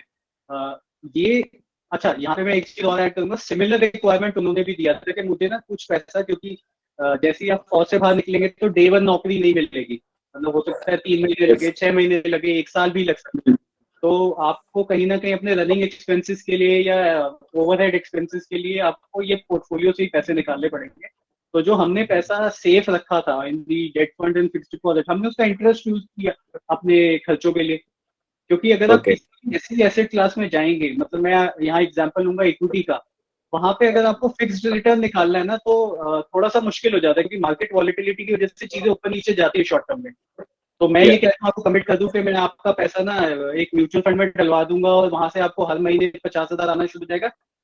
हो सकता है आ जाए, हो सकता है नहीं भी आए, वो डिपेंड करेगा कि मार्केट कैसा चल रहा है। अगर मार्केट ही डाउन है और एक अच्छे खासे करेक्शन से जा रही है तो नहीं निकल पाएगा फिर वो अमाउंट। तो कहीं ना कहीं सेफ प्ले करना पड़ता है और ज्यादा पैसा सिक्योर करके, कैपिटल प्रोटेक्ट करके एक मंथली रिटर्न या एक क्वार्टरली या एनुअल रिटर्न निकालना पड़ता है उसी अमाउंट से, क्योंकि एग्रेसिव नहीं हो सकते। यहाँ पे रिक्वायरमेंट जो है ना शॉर्ट टर्म है, मतलब अगर आप बेटे की बात करें तो any time you would require that money, हो सकता है 1 साल बाद, 1.5 साल बाद। तो अगर थोड़ा भी एग्रेसिव हो जाएंगे तो हो सकता है बैकफायर कर जाए चीजें। तो कस्टमाइज करना पड़ेगा और थोड़ा सा सेफ खेलना पड़ेगा तब तक जब तक ये क्लैरिटी नहीं आ जाती कि बेटे के लिए हायर एजुकेशन के लिए कितना पैसा चाहिए। ओके, इसमें just to add more here, होगा क्या जब आप बाहर आएंगे और आपने आपकी बेटी की एजुकेशन वाला गोल अचीव कर लिया है, प्लस आपने जब अपना कॉर्पोरेट के अंदर जॉब पकड़ के थोड़ा स्टेबल हो गए, तब आपका जो ये डेट वाला एक्सपोजर है इसको रिड्यूस करके and depending on your comfort level and the opportunities available at that time, हम इसको इक्विटी या रियल एस्टेट की तरफ उस वक्त भी मोड़ सकते हैं. So that can be a decision which can be taken 2-3 years down the timeline. Roger that, sir. Roger that. Understood. Yes. Well, Shashikant, I guess the explanation satisfies your query. Yeah. By and large, yes. Okay. Thank you. Thank you. Okay. Next would be a person who is now actually hitting superannuation and otherwise also wanting to retire Yes. from active work, say in their late 50s or 60s, and so I would say अगर यहाँ पे उनमें से भी if there is someone who can who's in that age bracket and would like to volunteer, then we can speak to them and yes, 50 to 60. Yeah, 55 to 60 kinds. Yeah. Right now we are trying to address someone who is an individual who has kind of Yes. retired and he comes out from the organization, which can be a private sector or maybe a public sector or armed forces or central government, with a certain retirement corpus and wants to create asset for augmenting the pension which they'll be getting. So let us assume that Jayesh is one of those. Jayesh, yes sir. So यहाँ पर हम let's take it as a case study that Jayesh, you are representing. Sir, one Mr. Vinod Kadian is also okay. He lowered his hand. Okay. Okay. No, he is there. Should we? Yes. Yeah. Yes. Mr. Kadian. Yeah. I'm in army. I have completed 20 years. Sir. And I'm 47 years of age, and I know I'm an economics guy. My interest is in Sir. behavioral economics.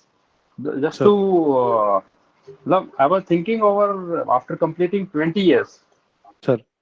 What I think, if you see all the permutation and combinations, Yes, sir. you can correct me if I am wrong. Sir. My assumption is that after 20 years, particularly in services, Sir. you are working free for the organization. Okay, whatever corpus I will be getting if I retire after Sir. 20 years, whatever Sir. pension I'll be getting that pension. And if I Sir. utilize that corpus, Sir. which you people are expert, Sir. if I invest that as per the expert advice, Sir. won't it be equivalent to if I don't want to work in a corporate, Sir. but whatever corpus I will be getting, Sir. I can put it at work and I can live happily. बिल्कुल है sir, वो आप सही कह रहे हैं. As I said, that is though it is very much scope of your discussion.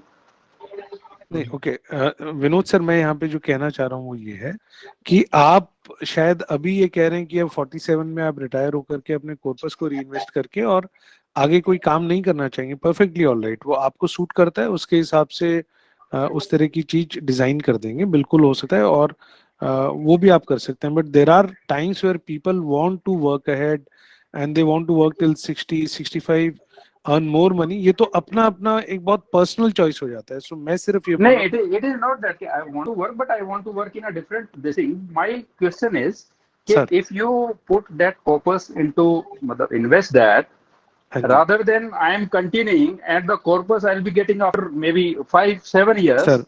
if I put that corpus which I get now, Sir. and it will be working for me rather than waiting for 7 years Sir. or 7-8 years, so Sir. wouldn't it be prudent? Sir, तो आप अगर 5-7 साल अभी फौज में काम करेंगे तो गवर्नमेंट ऑफ इंडिया आपको उस 5-7 साल की सैलरी भी देगी ना?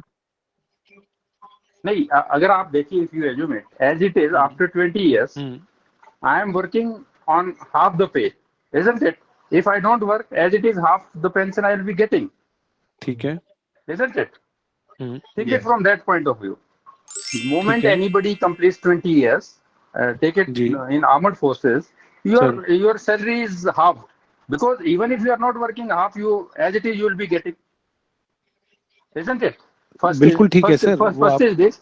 Second is whatever corpus you will be getting on retirement, rather than waiting for 7 years, maybe 7-8 years, if you put that corpus at work in a well managed this thing, so wouldn't it be prudent? Okay, why to wait for this thing 8 years? You put your money, whatever you have you are getting after 20 years. I must compliment you sir. आप एक बड़ा नया एक वो लेकर के आए हैं पर्सपेक्टिव, लेकिन अब मैं इसको थोड़ा सा अपनी तरफ से बताने की कोशिश करता हूँ. वन, आपको जब आप कंप्लीट सर्विस करेंगे तो आपका कॉर्पस थोड़ा सा बढ़ जाएगा. एक तो आपकी ग्रेचुइटी थोड़ी सी बढ़ जाएगी, उसकी वजह से आपका कॉर्पस बढ़ जाएगा. दूसरा, आपकी जो लास्ट ड्रॉन जैसे जैसे हर महीने हर साल आपको इंक्रीमेंट बढ़ता है, तो आपका last drawn salary will get counted towards the corpus.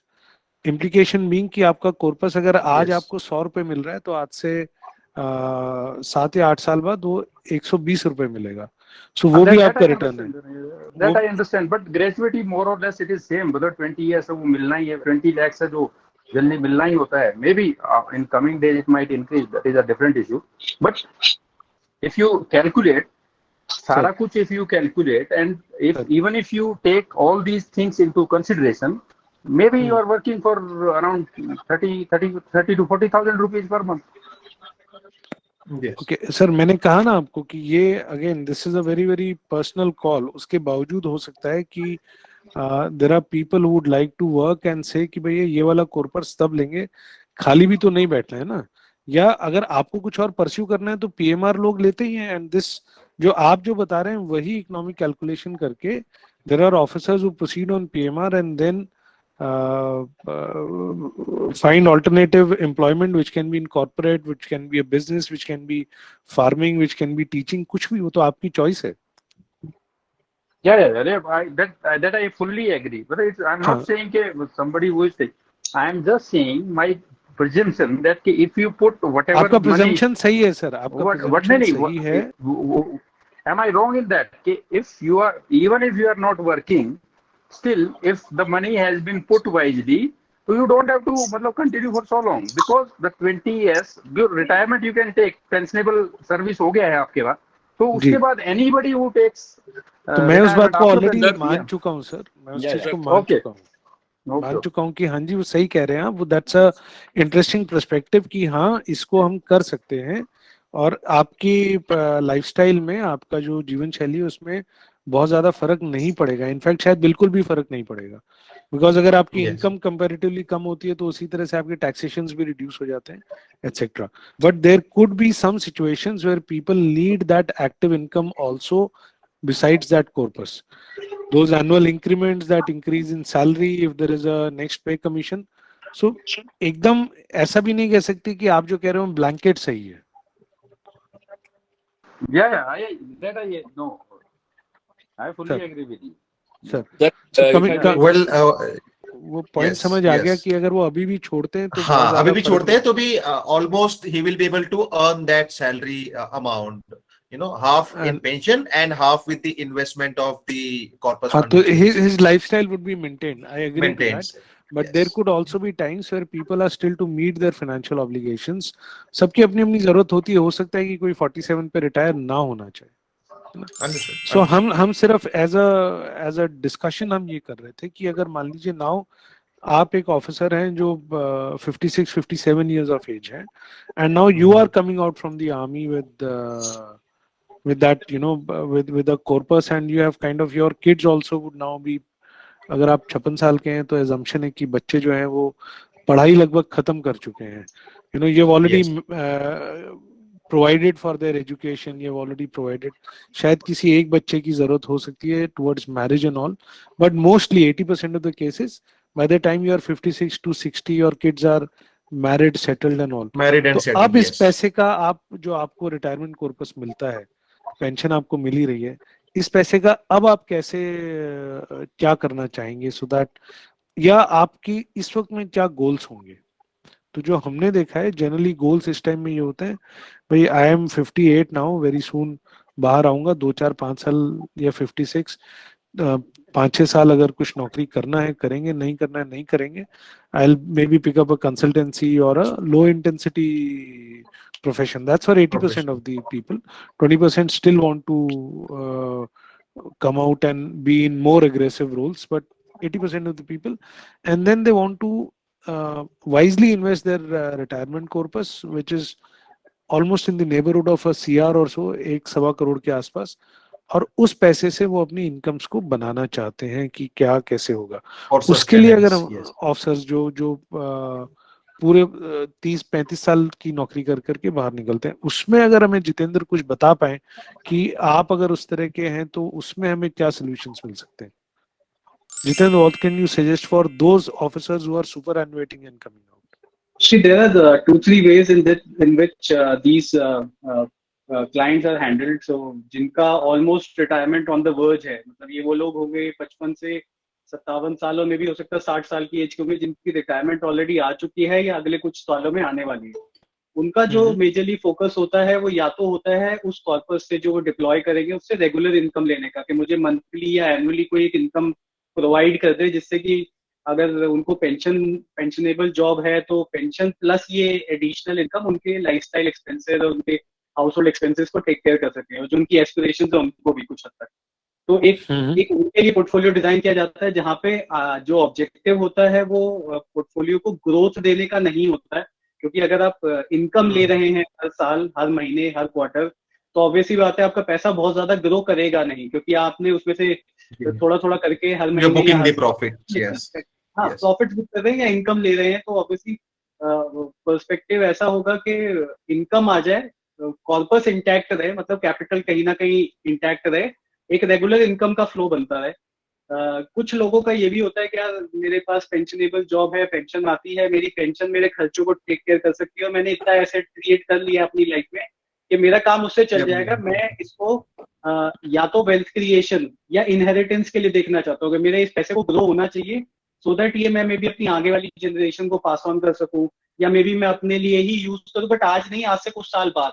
तब तक तो मेरी पेंशन और बाकी सब चीजें मेरा टेक केयर कर लेंगी, बट उसके बाद may be another like 7-8 years down the line I would be requiring money. क्योंकि ऐसा तो है नहीं कि जो पेंशन आज मिल रही है वो अगर महंगाई दर को देखे तो सफिशिएंट होगी। ऑब्वियसली बात है, आपके खर्चे बढ़ेंगे, इनकम हो सकता है, पेंशन हो सकता है उतनी तेजी से ना बढ़े जितनी तेजी से आपके खर्चे बढ़े, क्योंकि मेडिकल एक्सपेंसेस वो बहुत रैपिडली इंक्रीज करते हैं। जी तो हमें जी सबसे पहले इस तरीके के क्लाइंट से समझना पड़ता है कि उनका रिक्वायरमेंट क्या है, क्या वो इनकम चाहते हैं अपने पोर्टफोलियो से, रेगुलर इनकम, या फिर वो ग्रोथ चाहते हैं। तो वापस से एक बार मॉडल पोर्टफोलियो देख लेते हैं और उससे ये समझने की कोशिश करते हैं कि उनके लिए किस स्टाइल की इन्वेस्टमेंट हम लोग चूज करते हैं, कितना एग्रेशन रखते हैं, कितना कंजर्वेटिव रखते हैं, तो वो थोड़ा सा आइडिया लगेगा उससे। तो मैं वापस से अपनी Sure. प्लीज। जी, although I mean it is not unanimous, but if you ask me personally, so I would go for a regular income thing, because at that stage of age I may not want the growth, so to say, in my portfolio, because that time it will be the battle of sustenance. जी जी जी। अच्छा, ये देखिए क्या होता है ना, बड़ा ही ना individual call होता है। मतलब मेरे Yes, पास yes, yes. दोनों ही तरीके के क्लाइंट हैं। मतलब मेरे एक ब्रिगेडियर साहब हैं, वो कहते हैं कि भाई मेरे को तो पैसे में ग्रोथ चाहिए, मुझे नहीं चाहिए आप जी मेरे को महीने का, साल का कुछ मत दो, बट हाँ आज से 10 साल बाद ये कॉर्पस का इतना वैल्यूएशन हो जाना चाहिए, मुझे इतना बना के दो, मतलब इतना % रिटर्न मेरे को हर साल पे चाहिए, in the terms of growth, not in terms of income.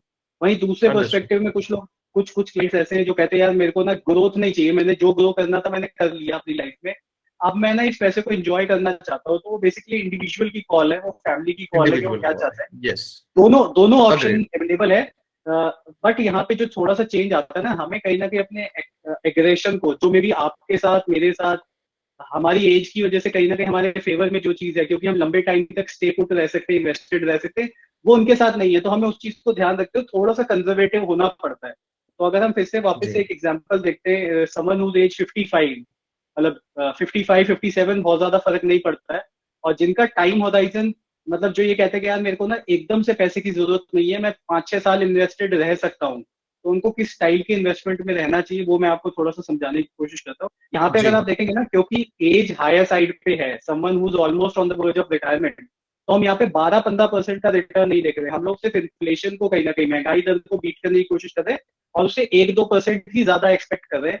Reason being कि अगर आप एग्रेसिव होते हैं तो ऑब्वियसली बात है रिस्क बढ़ता है, और हो सकता है उस एज पे हर कोई रिस्क लेने के लिए तैयार ना हो।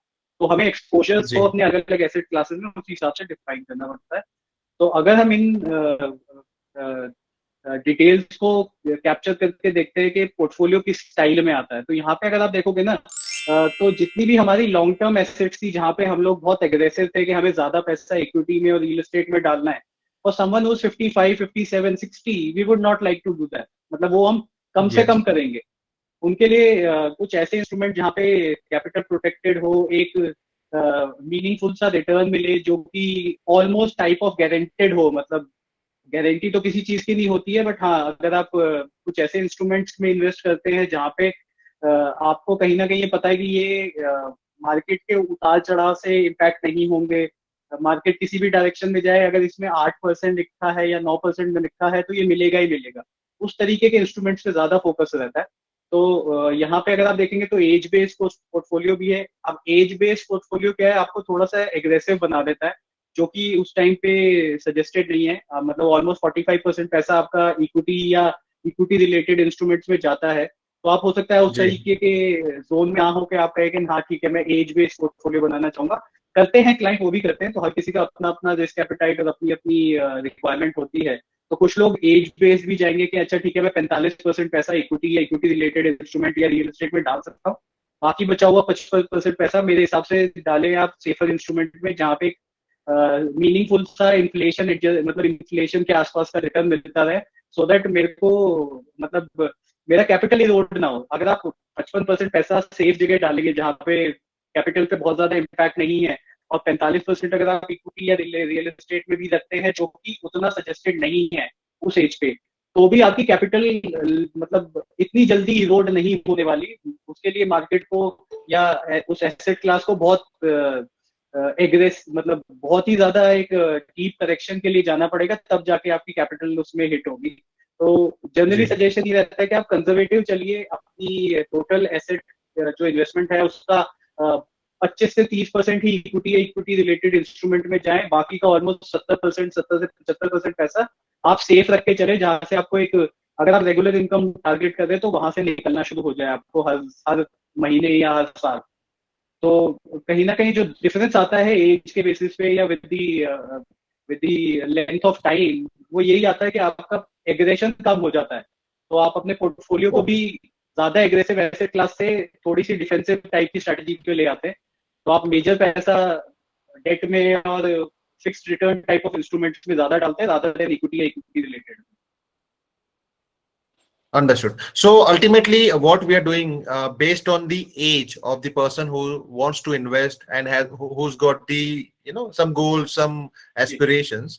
So we are only, changing the proportions of investment into different instrument. We are, as the age increases, we are going for more safer Absolutely. instruments. In fact, that should be the way forward. So अगर मैं इसको ऐसे भी लेके चलता हूँ, मान लीजिए आज मैं 40 साल का और मैं आज इन्वेस्ट कर रहा हूँ, जब मैं 55 पे पहुंचूंगा ना, कहीं ना कहीं मेरे पोर्टफोलियो का शेप भी ऐसा ही होगा।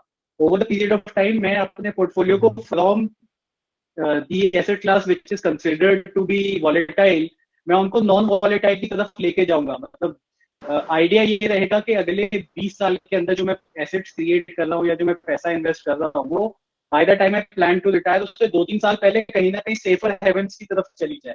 मतलब मैं उसको उस टाइम पे मेरी इक्विटी में ज्यादा नहीं रखूंगा, जहां पे मुझे पता है कि अगर करेक्शन आया, क्रैश आया, तो हो सकता है वो मेरे प्रॉफिट को 15-20% इरोड करके चला जाए। तो वो ये शिफ्ट होता रहता है। मतलब with the increase in age आपको अपना कहीं ना कहीं एग्रेशन कम करना पड़ता है पोर्टफोलियो में भी, और वो एग्रेशन हर ही जगह कम होता है। मतलब मैंने बहुत रेयरली देखा होगा, और मैं एज एग्जाम्पल यूज कर रहा हूँ कि कोई 60 साल का बंदा 120 की स्पीड पे गाड़ी चला रहा हो, हाँ 20 साल का बंदा हो सकता है वो रिस्क लेने के लिए तैयार हो के वो 120 की स्पीड पे बाइक दौड़ा ले, but someone who's mature enough, who's at a stage in life wherein he wants to be settled and somehow वो थोड़ा सा मतलब एक वो ठहराव आ जाता है जिंदगी में, तो वो ऐसी चीजें नहीं करेंगे। सिमिलरली पोर्टफोलियो में भी यही करना पड़ता है कि आप एग्रेशन से थोड़ा सा मीनिंगफुल इन्वेस्टमेंट और लॉजिकल रिटर्न्स की तरफ जाते हैं, रादर देन के नहीं ठीक है सब इक्विटी में डाल दो और सारी प्रॉपर्टियां खरीद लो और पता चला कि आप अगले 20 साल उसको रिटेन और सस्टेन ही नहीं कर पाए। तो अगेन मॉडल पोर्टफोलियो एक अलग चीज होती है, कस्टमाइजेशन एक अलग चीज होती है। तो कुछ लोग ऐसे भी मिलेंगे जो कहेंगे यार मेरे पास इतनी एसेट्स और इतना इन्वेस्टमेंट ऑलरेडी है, वो मेरे खर्चों का ध्यान रख लेगी, ये पैसा मेरा स्पेयर है, ये बेबी मैं और लॉन्ग टर्म के लिए सोच सकता हूँ, मैं अगले 10 साल इन्वेस्ट कर सकता हूँ इसको। तो ऑब्वियसली बात है तब थोड़ा सा उसको अलग तरीके से कस्टमाइज करना पड़ता है। तो फिर उनकी रिक्वायरमेंट के हिसाब से मे भी हो सकता है इक्विटी एक्सपोजर थोड़ा ज्यादा रख के या रियल एस्टेट में इन्वेस्ट करा के उनको वेल्थ क्रिएशन की तरफ फोकस किया जाता है, rather than looking at regular income और safety of principal, the safety of the amount invested. Understood. Vipul sir, आपके your 2 cents on this module specifically for age group of 50 to 60. मेरा इसमें ये कहना है कि जी आपकी जैसे जैसे उम्र बढ़ती है आपको इक्विटी या रियल एस्टेट अनसेफ नहीं है, बट दे आर वॉलेटाइल, उनमें उतार चढ़ाव आते हैं। हाँ, वॉलेटाइल, एंड बिकॉज ऑफ उस दैट वॉलेटिलिटी को स्टेबलाइज होने के लिए 5-5 साल के चंक्स में जाके स्टेबलाइज होती है, और आप उनसे जब वो वेल्थ क्रिएट करके आपको पैसा देना स्टार्ट करती हैं, उसके लिए समय चाहिए। You need time for these things to grow. So now if I am already 60, मैं अपने एग्जांपल ले लेता हूँ, मैं 60 साल का हूँ और मुझे अगर रिटायरमेंट कॉर्पस मिल रहा है 1 करोड़ रुपए का, तो मैं 20 साल के होराइजन में उस पैसे को लगाऊं और सोचूं कि यार मैं 80 साल में जाकर के और 1 करोड़ का मैं 4 करोड़ बनाऊंगा, बिल्कुल बन जाएगा, but then how does that benefit me as a individual?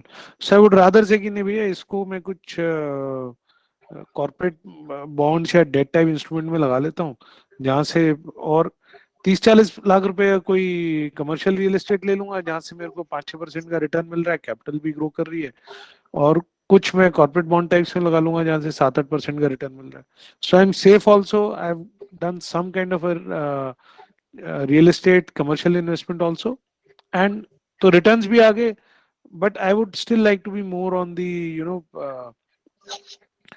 more regular income side rather than more wealth creation side. Yes, understood. Safety या unsafety की मतलब lack of safety की बात नहीं है यहाँ पर, So equity and real estate is not unsafe, but it is volatile.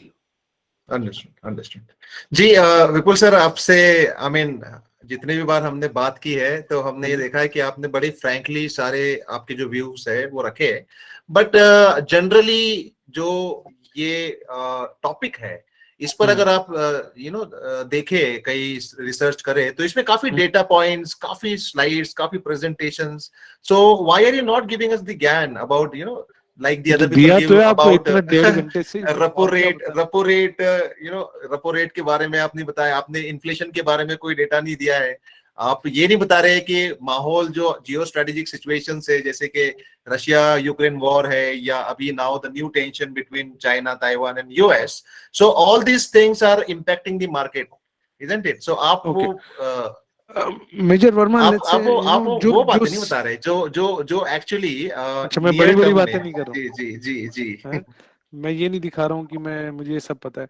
उसका रीजन है, first, I don't control these events, और जब हम पोर्टफोलियो डिजाइन करते हैं, so we have to assume that there are going to be things, इस तरह की चीजें होंगी जो आगे भी होंगी, तो उनको ऑलरेडी आप अपने पोर्टफोलियो में, जो जितेंद्र ने बोला कि मैं 30% या 40% या 20% डेट की तरफ रखता हूँ, वो इसीलिए है ना, उसको बताने की जरूरत क्या है, मुझे थोड़ी पता है भविष्य में क्या होगा।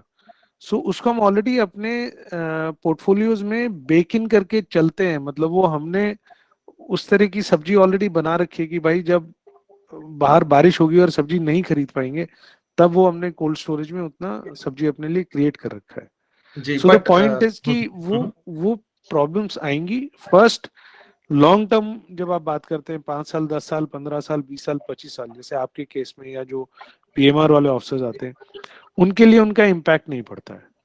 आज यूक्रेन रशिया वॉर हो भी गया, 5 साल बाद आपको भी याद नहीं रहेगा। किसको आज डिमोनेटाइजेशन याद है? धीरे धीरे कोरोना फेड अवे हो जाएगा। तो वहां पर जो आपका इक्विटी या रियल एस्टेट पोर्टफोलियो है, उसको फर्क नहीं पड़ता है कि आप कितना लंबा, मतलब इस तरह की चीजें होंगी।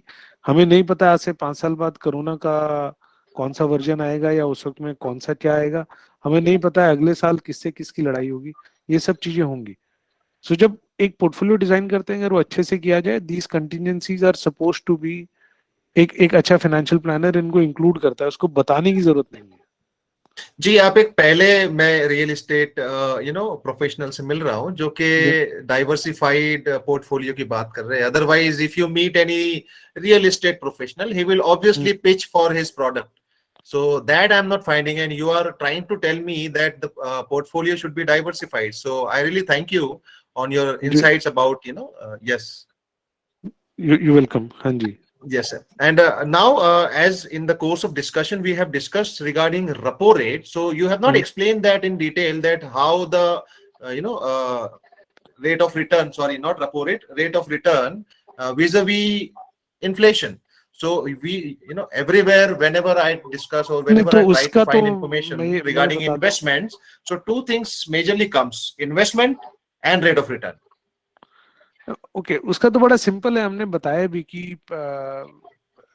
इक्विटी और रियल एस्टेट अगर आपने ढंग से चूज किया है तो वो इन्फ्लेशन को बीट कर देगा। दूसरा, जो क्लाइंट हमारे पास आ रहा है, हमसे बात कर रहा है, जो स्टॉक में आया है, वो ऑलरेडी समझता है कि भैया मेरे को इन्फ्लेशन की रेट से ज्यादा इन्वेस्टमेंट चाहिए, अदरवाइज वो यहाँ आता नहीं, वो अपना फिक्स्ड डिपॉजिट के अंदर इन्वेस्टमेंट कर रहा होता है। तो वो बीटन पाथ को बार बार बोल करके सिर्फ एक स्लाइड दिखाना है, अपने आप को समझदार बताने का फायदा नहीं है। जी जी जी, ये काफी ऑर्थोडॉक्स एक आपका आउटलुक है इस वेबिनार को कंडक्ट करने का। Otherwise whatever webinars I have attended, it is full of slides, full of data points. So my last concern, देखिए आप फौजी होने के नाते तो मैं आप पे भरोसा करता हूं और मैं चाहूंगा कि आप मेरा पोर्टफोलियो डाइवर्सिफाई करें, लेकिन आप अब सिविल में हो, सिविलियंस के साथ काम कर रहे हो, तो वो एक trust issue, I mean I hope you are understanding it. तो कैसे मैं भरोसा करूं कि आप मेरे पोर्टफोलियो को उस तरह से हैंडल करोगे जिसमें कि मेरे जो भी एम्स एंड एस्पिरेशंस है वो अचीव हो? अच्छा, मतलब आप ये बोल रहे हैं कि मैं फौजी नहीं होता तो मैं आपका पोर्टफोलियो ढंग से हैंडल नहीं कर पाता? जी नहीं, वैसे नहीं, बट अच्छा, why I would like to, या जो लोग जो है वो बहुत सारे कुछ एक दो लोग हैं प्रोफेशन में जो फौजी हैं, और इसलिए क्योंकि वो फौजियों का पोर्टफोलियो, तो मैं आपको यहाँ बताता हूँ। फर्स्ट ऑफ ऑल, हमारे पास में डाइवर्सिफिकेशन ज्यादा है, हम बहुत डाइवर्स लोगों के साथ काम करते हैं, हम आर्मी ऑफिसर्स के साथ भी काम करते हैं, कॉर्पोरेट के साथ भी काम करते हैं, पीएसयूज के साथ भी काम करते हैं, हमारे क्लाइंट्स प्रोफेशनल्स। और so we actually get best of the practices across. सबकी अलग अलग जरूरतें हैं, जैसे कि पीएसयूज वाले जो ऑफिसर्स हैं या जो गवर्नमेंट ऑफ इंडिया के 2004 के बाद के जो ऑफिसर्स हैं, उनको पेंशन नहीं है, they are all under the national pension scheme. तो उनके साथ हम जिस तरह से काम करते हैं, it gives us those learnings. So in fact अगर आप मुझसे बात करें तो कोई भी जो ऐसा दम भरता है कि वो सिर्फ फौजियों के साथ काम कर रहा है, उसकी understanding is very limited. Our understanding is much more deeper, much more, our breadth of work is much more expanded. So we know multiple scenario exposure की वजह से कि हमें आपको क्या बेस्ट देना है, उनकी कौन सी प्रैक्टिस आपके साथ करते हुए, आपका पोर्टफोलियो डिजाइन करते हुए क्या लगानी है. और सिर्फ फाइनेंशियल प्लानिंग में आप कह रहे हैं फौजी आपका सीए, तो ऐसा नहीं होगा जो सिर्फ फौजियों से काम करता हो. आप वकील कल हायर करेंगे तो ये जो है ना, ये एक मार्केटिंग स्पिन दे दिया किसी ने कि मैं सिर्फ फौजियों के लिए काम करता हूँ. वो इनफैक्ट आपको सिर्फ फौजियों के लिए काम कर रहा है तो नुकसान करवा रहा है, क्योंकि उसको उसके बाहर की दुनिया ही नहीं पता है. Rest of yes, I've got couple of hands raised. Let me tell you that we are approaching our question and answer session, and we will open the forum for that. That time we can address. So anything else would you like to add, Captain Vipul and Jitendra, till now? बीच में एक ये मेरे को थोड़ा सा you can say मेरा defensive stance भी है, या जैसे कर्नल शशिकांत ने भी कहा कि मेरा रियल एस्टेट में काफी एक्सपोजर है, और कुछ हमारे जो साथ वाले एक दो और भी हैं, वो बड़ी बड़ी ईमेल्स भी लिखते हैं और बताते हैं कि रियल एस्टेट से कैसे दूर रहना चाहिए. तो मैं यहाँ पर ये कहना चाहूंगा, ये क्यों करते हैं उसका कारण है, because they don't understand real estate and they do not have real estate products to offer. एक हमारे बड़े फेमस हैं जो फौजियों को काफी सलाह देते हैं, वो खुद जो है वो रियल एस्टेट में रहते हैं, खुद घर खरीदते हैं, दूसरों को बोलते हैं जी घर ना खरीदें, और जब उन्हें बेचना होता है वो अचानक से रियल एस्टेट को बड़ा महिमा मंडन कर देते हैं कि आज रियल एस्टेट अच्छा हो गया, 6 महीने बाद रियल एस्टेट खराब हो जाता है. तो जैसे यहाँ भी किसी ने पूछा, मेरा कहने वाला है कि real estate is an asset class जहाँ क्लाइंट्स को हम बहुत पैसा कमाते हैं, provided it is done well, कायदे से किया जाए. गलत प्रॉपर्टीज खरीद के सही डिसीजंस ना लेकर के रियल एस्टेट को बुरा बोलना is not how it is. It is basically doing the right investment. आप रियल एस्टेट या इक्विटी में से कोई भी चूज कीजिए, वेल्थ आप वहीं से क्रिएट कर पाएंगे जी. तो अगर आप एक शॉर्ट सर्विस ऑफिसर हैं, या अगर आप 30-35 साल की एज के हैं, या अगर आप 40-45 साल के हैं, पीएमआर ऑफिसर हैं, then you should look at equity oblique real estate for majority of your investments if you want to create big asset bases, अगर आप बहुत पैसे कमाना चाहते हैं with minimal risk. Understood, Captain Vipul. Thank you, sir, and certainly I will get back to you for one-to-one personalized discussion on my further investment plans. Any other comments, Jitendra? See, before we open the question and answer session, I would like to add that the things that we've shared, these are model portfolios, and these are not solutions. Yes. Because solution is generally customized. मतलब ये वो वाली दवाई. It is just a guidelines. Yes. तो ये दवाई है, but किसको क्या सूट करेगी वो डिपेंड करेगा आपकी बीमारी क्या है. तो अगर कई बार सर दर्द के ही बहुत सारे रीजन होते हैं, तो हर किसी को सेरिडोन नहीं चलेंगे. तो पहले ये समझना पड़ेगा कि आपको सर दर्द हो क्यों रहा है. So just an example being using for this. तो अगर आपको लगता है कि आप एक लॉन्ग टर्म पोर्टफोलियो बनाना चाहते हो, और पोर्टफोलियो जनरली लॉन्ग टर्म ही बनता है, शॉर्ट टर्म में पोर्टफोलियो नहीं बनते हैं. एक अच्छा मीनिंगफुल पोर्टफोलियो कम से कम 10 साल की होल्डिंग रखता है, तब जाके पैसा कमा के देता है. शॉर्ट टर्म में तो चीजें मतलब हेवाई होती है. मतलब मैंने तो कभी किसी को शॉर्ट टर्म में पैसा बनाते हुए नहीं देखा. होगा फ्लूक से बना होगा, बट जिसने लॉन्ग टर्म चीजों को होल्ड किया, चाहे वो रियल एस्टेट हो या अच्छी इक्विटी इन्वेस्टमेंट्स हो, उन्होंने पैसे को मल्टीप्लाई किया. तो अगर आप सीरियसली सोच रहे हैं अपने लॉन्ग टर्म पोर्टफोलियो को क्रिएट करने के लिए, तो चीजों की डेप्थ में जाके चीजों को अच्छे से समझ के प्रॉपर एक मिक्स के साथ बना के चलेंगे और उसको रिलीजियसली फॉलो करेंगे, तो सेटबैक्स कम होंगे. और इसको मैं एक एग्जांपल से भी समझाऊंगा. एग्जांपल मतलब मेरे को, मैं काफी क्लाइंट से मिलता हूँ, उनके पोर्टफोलियोज मैनेज करता हूँ, तो मेरे पास ये ना लाइव स्टोरीज रहती हैं. जिन क्लाइंट्स ने कहीं ना कहीं मेरी बात मान के अपने पोर्टफोलियो को एक प्रॉपर मिक्स में रखा था, उन्होंने कोविड के टाइम पे जब मार्केट ने 37% क्रैश किया, बहुत ज्यादा नेगेटिव या रेड नहीं देखा अपने पोर्टफोलियो में। हाँ, ऑब्वियसली उनका पोर्टफोलियो कहीं ना कहीं स्क्वीज हुआ, उनके रिटर्न कहीं ना कहीं नीचे गिरे, बट लाल में नहीं दिखाई दिया उनका पोर्टफोलियो। बट जिन्होंने कहा कि नहीं यार, हम तो अपने हिसाब से चीजें करेंगे, मेरा तो सारा पैसा ना आप उठाओ और एग्रेसिव स्मॉल कैप और मिड कैप फंड्स में लगा दो, क्योंकि मैं बहुत एग्रेसिव हूँ, उन सबका एग्रेशन उस टाइम पे खत्म हो गया जब मार्केट ने एक ही महीने में 37% का ड्रॉप दिखाया। उनके पोर्टफोलियो ब्लीड करने लग गए, डर के मारे वो लोग सब जो बचा कुचा था वो निकालो और बचाओ वाली सिचुएशन में आ गए, और आज तक भी अपने लॉस कवर नहीं कर पाए। तो कहने का तात्पर्य ये है कि अगर आप मीनिंगफुल पोर्टफोलियो बनाना चाहते हैं और अपनी रिटायरमेंट जैसे गोल को अचीव करना चाहते हैं, तो पहले चीजों को समझिए, अपने हिसाब से कस्टमाइज कराइए और फिर इन्वेस्टमेंट करिए। मतलब एडहॉक मत जाके कुछ भी खरीद लीजिए कि अच्छा ठीक है, ये किसी से सुना था या किसी ने बताया था तो चलो ये कर देते हैं। तो एक प्रॉपर मिक्स लेके चलना बहुत जरूरी है जब आप इन्वेस्टमेंट की बात करते हैं तो। जी जी जी। और जैसे कि हमने 3 से 4 डिफरेंट इंस्ट्रूमेंट देखे हैं, तो हो सकता है कि जैसे मैं अगर अपनी बात करूं तो मुझे 1 या 2 इंस्ट्रूमेंट का थोड़ा नॉलेज है, बाकी इंस्ट्रूमेंट्स के बारे में मेरे पास ज्यादा जानकारी है नहीं। तो yes, I believe I need to consult you expert for my own investment goals and aspirations. So moving forward now, before we go on to the question and answer session, ladies and gentlemen, let me tell you that I would also like to tell you that we are associated with an NGO called Vastra, who looks after the neonatal mortality, who looks after the ladies who are about to give birth to newborn childs, and educate them as far as hygiene and neonatal mortality is concerned. It is founded by Lieutenant Colonel Parminder Kaur, who is ex-Army Medical Corps officer, who now serves as Joint Director Disability in AGIA. She has already outreached more than 23,000 women for the cause and provided with assistance. Do visit the website of Vastra and do give the donation for a noble cause as in what you can be. So now opening the question and answer session. So those who have questions can raise their hands. Rajan sir. Yes. Rajan sir say baat. Yes, Rajan sir. Okay, thanks.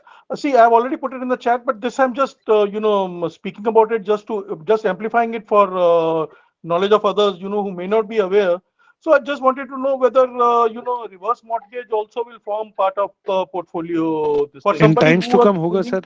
Okay. Willing to reverse mortgage, जिसके बच्चे typically एमिग्रेट कर गए हैं, उनको घर की जरूरत नहीं है, कुछ फंड्स आ जाएंगे, वो बाद में मैं आपको अब एक बात बताता हूँ सर। यहाँ पर हिंदुस्तान फिलहाल एक बड़े ही स्ट्रेंज इकोनॉमिक सिचुएशन से गुजर रहा है जो बहुत कम लोगों को आइडिया है। अगर आप अपने स्कूलमेट्स को देखें, अपने स्कूलमेट्स को, तो आप में से 50-60% वर इन दी गवर्नमेंट सर्विसेज। हमारे पेरेंट्स के जो पीयर ग्रुप था, 80-90% of them were in government services. And now, if I see my generation or younger generation, 80% of them are now in private jobs. इसका मतलब क्या है सर? और 2004 के बाद से भारत सरकार ने भी other than army means army, navy, air force, not even the paramilitary forces, not even the central armed police forces, कहीं भी सब जगह 2004 के बाद से पेंशन को नेशनल पेंशन स्कीम में लगा दिया। तो सर आज से 20 साल बाद Indian population, working class population is going to face a huge challenge in terms of creating pension for themselves. मैं आपको इसका ना थोड़ा सा लंबा हो रहा है टॉक, बट एक एग्जांपल बताता हूँ। हिंदुस्तानी जो हम पेरेंट्स हैं, ये अपने बच्चों की शादियों पर और उनकी पढ़ाई पर बहुत खर्चे कर देते हैं। ऐसा इसलिए नहीं है कि हम जो है we are better parents than American या जो फिरंग जो है वो अपने बच्चों को कम प्यार करते हैं, नहीं, because we had those resources. सरकारी नौकरी करते थे, पेंशन मिलती थी, तो ठीक है बच्चों के ऊपर खूब सारा खर्चा कर दिया। पर जैसे जैसे प्राइवेट सेक्टर की नौकरियां बढ़ेंगी, सरकार पेंशन बंद करती जाएगी, लोगों के पास पैसा ही नहीं होगा कि वो अपने पेंशन के जुगाड़ के अलावा और कुछ सोच सके। So they'll be forced to get into these kind of instruments. Reverse mortgage आने वाले टाइम में एक बहुत important एंड बड़ा एसेट क्लास बनने वाला है, जिसमें कि लोग अपने जिंदगी को, बुढ़ापे को चलाने के लिए रिवर्स मॉर्गेज में अपने घर जो है वो वापस से सरेंडर करेंगे. अभी it is in the nascent stage, but yes, in times to come, this is a product which is going to be a big product. The way the financial dependence of people is changing, and governments are not going to bring back pension चाहे जो हो जाए. It would, I mean, I'll not be surprised अगर अगले 10-15-20 साल में फौज की पेंशन को भी कहीं वो कंट्रीब्यूटरी ना कर दे. फिलहाल तो नहीं है, बट आगे कर सकते हैं. जी. नहीं, मेरा कहना ये था Jitendra sir, ji, reverse mortgage is a valid instrument, और it यही should वही be सुनना used. था. हाँ, it's a valid कि अगर instrument. मान लीजिए कोई प्लान अपना बना रहा हूँ और मुझे लग रहा है सर, कि, या इंडिया किसको में भी भी लग रहा है इसकी कि डिमांड कम है ना, इसलिए एक्सेप्टेंस कम है. बट नहीं, पर अगले हो 10 साल जाता में है ना इसकी कोई. बहुत, हाँ हाँ, बहुत है मेरा सर. क्वेश्चन, सब question is this to Jitendra and Vipul, sorry taking little हाँ time, but sir, is it how easy और how difficult it is? Because मैंने बैंक से पूछा, कहते हैं हाँ ले लीजिए, हमें कोई दिक्कत नहीं है रिवर्स नहीं, कोई मॉर्गेज. डिफिकल्ट कुछ नहीं है sir. It is about the valuation of your property. Valuation of the valuation तो प्रॉपर्टी. है, वो हाँ सर्कल रेट वगैरह चलेगा वो तो. हाँ, हाँ, एक तो वैल्यूएशन है, एंड फिर the fact that your kids lose that inheritance. It is basically you have sold the property to the bank on a long term plan. या So as a instrument है, इसका ये भी बहुत ज्यादा टेक ऑफ नहीं हुआ है, बट आने वाले टाइम में होगा, 100% होगा.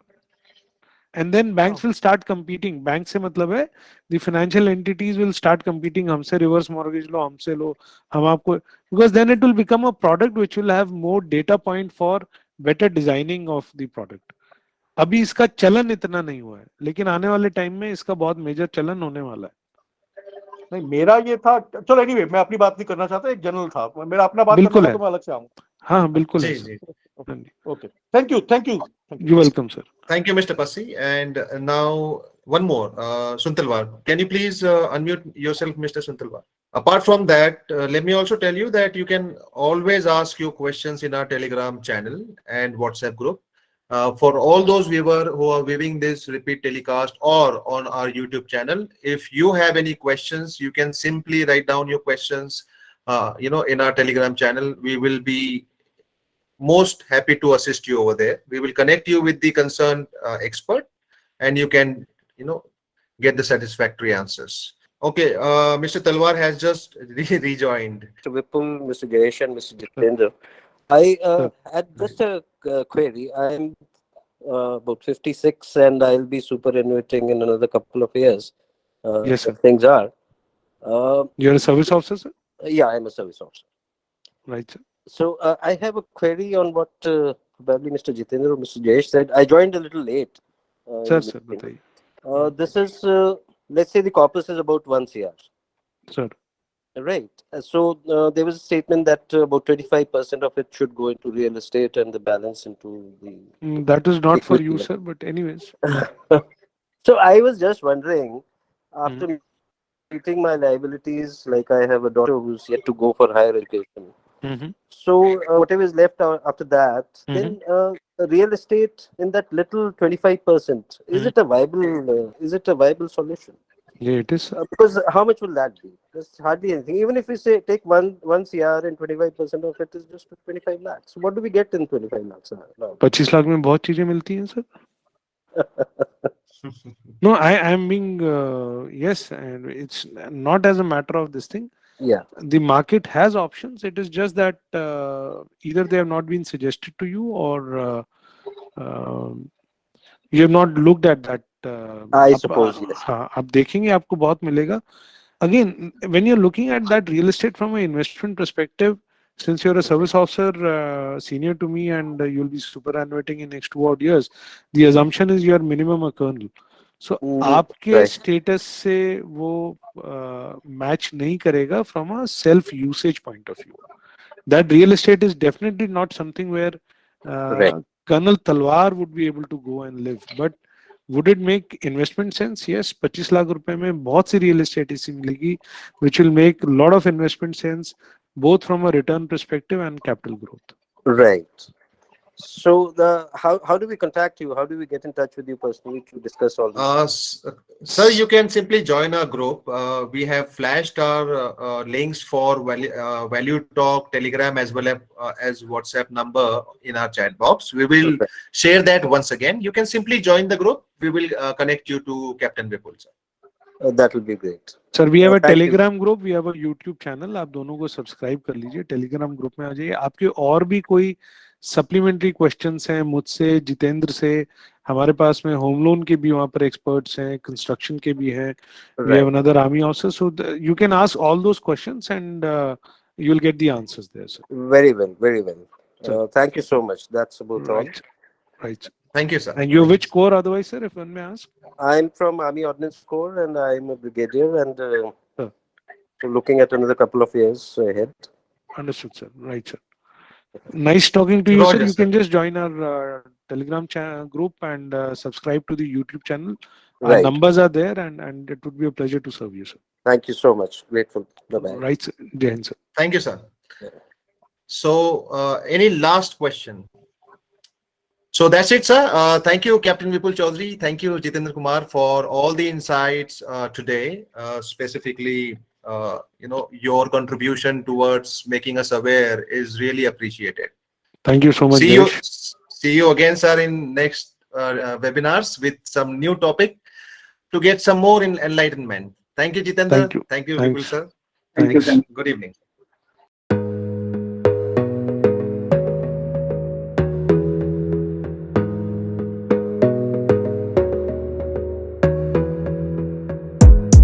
Gotta focus on yourself, on your faith, on your dreams, on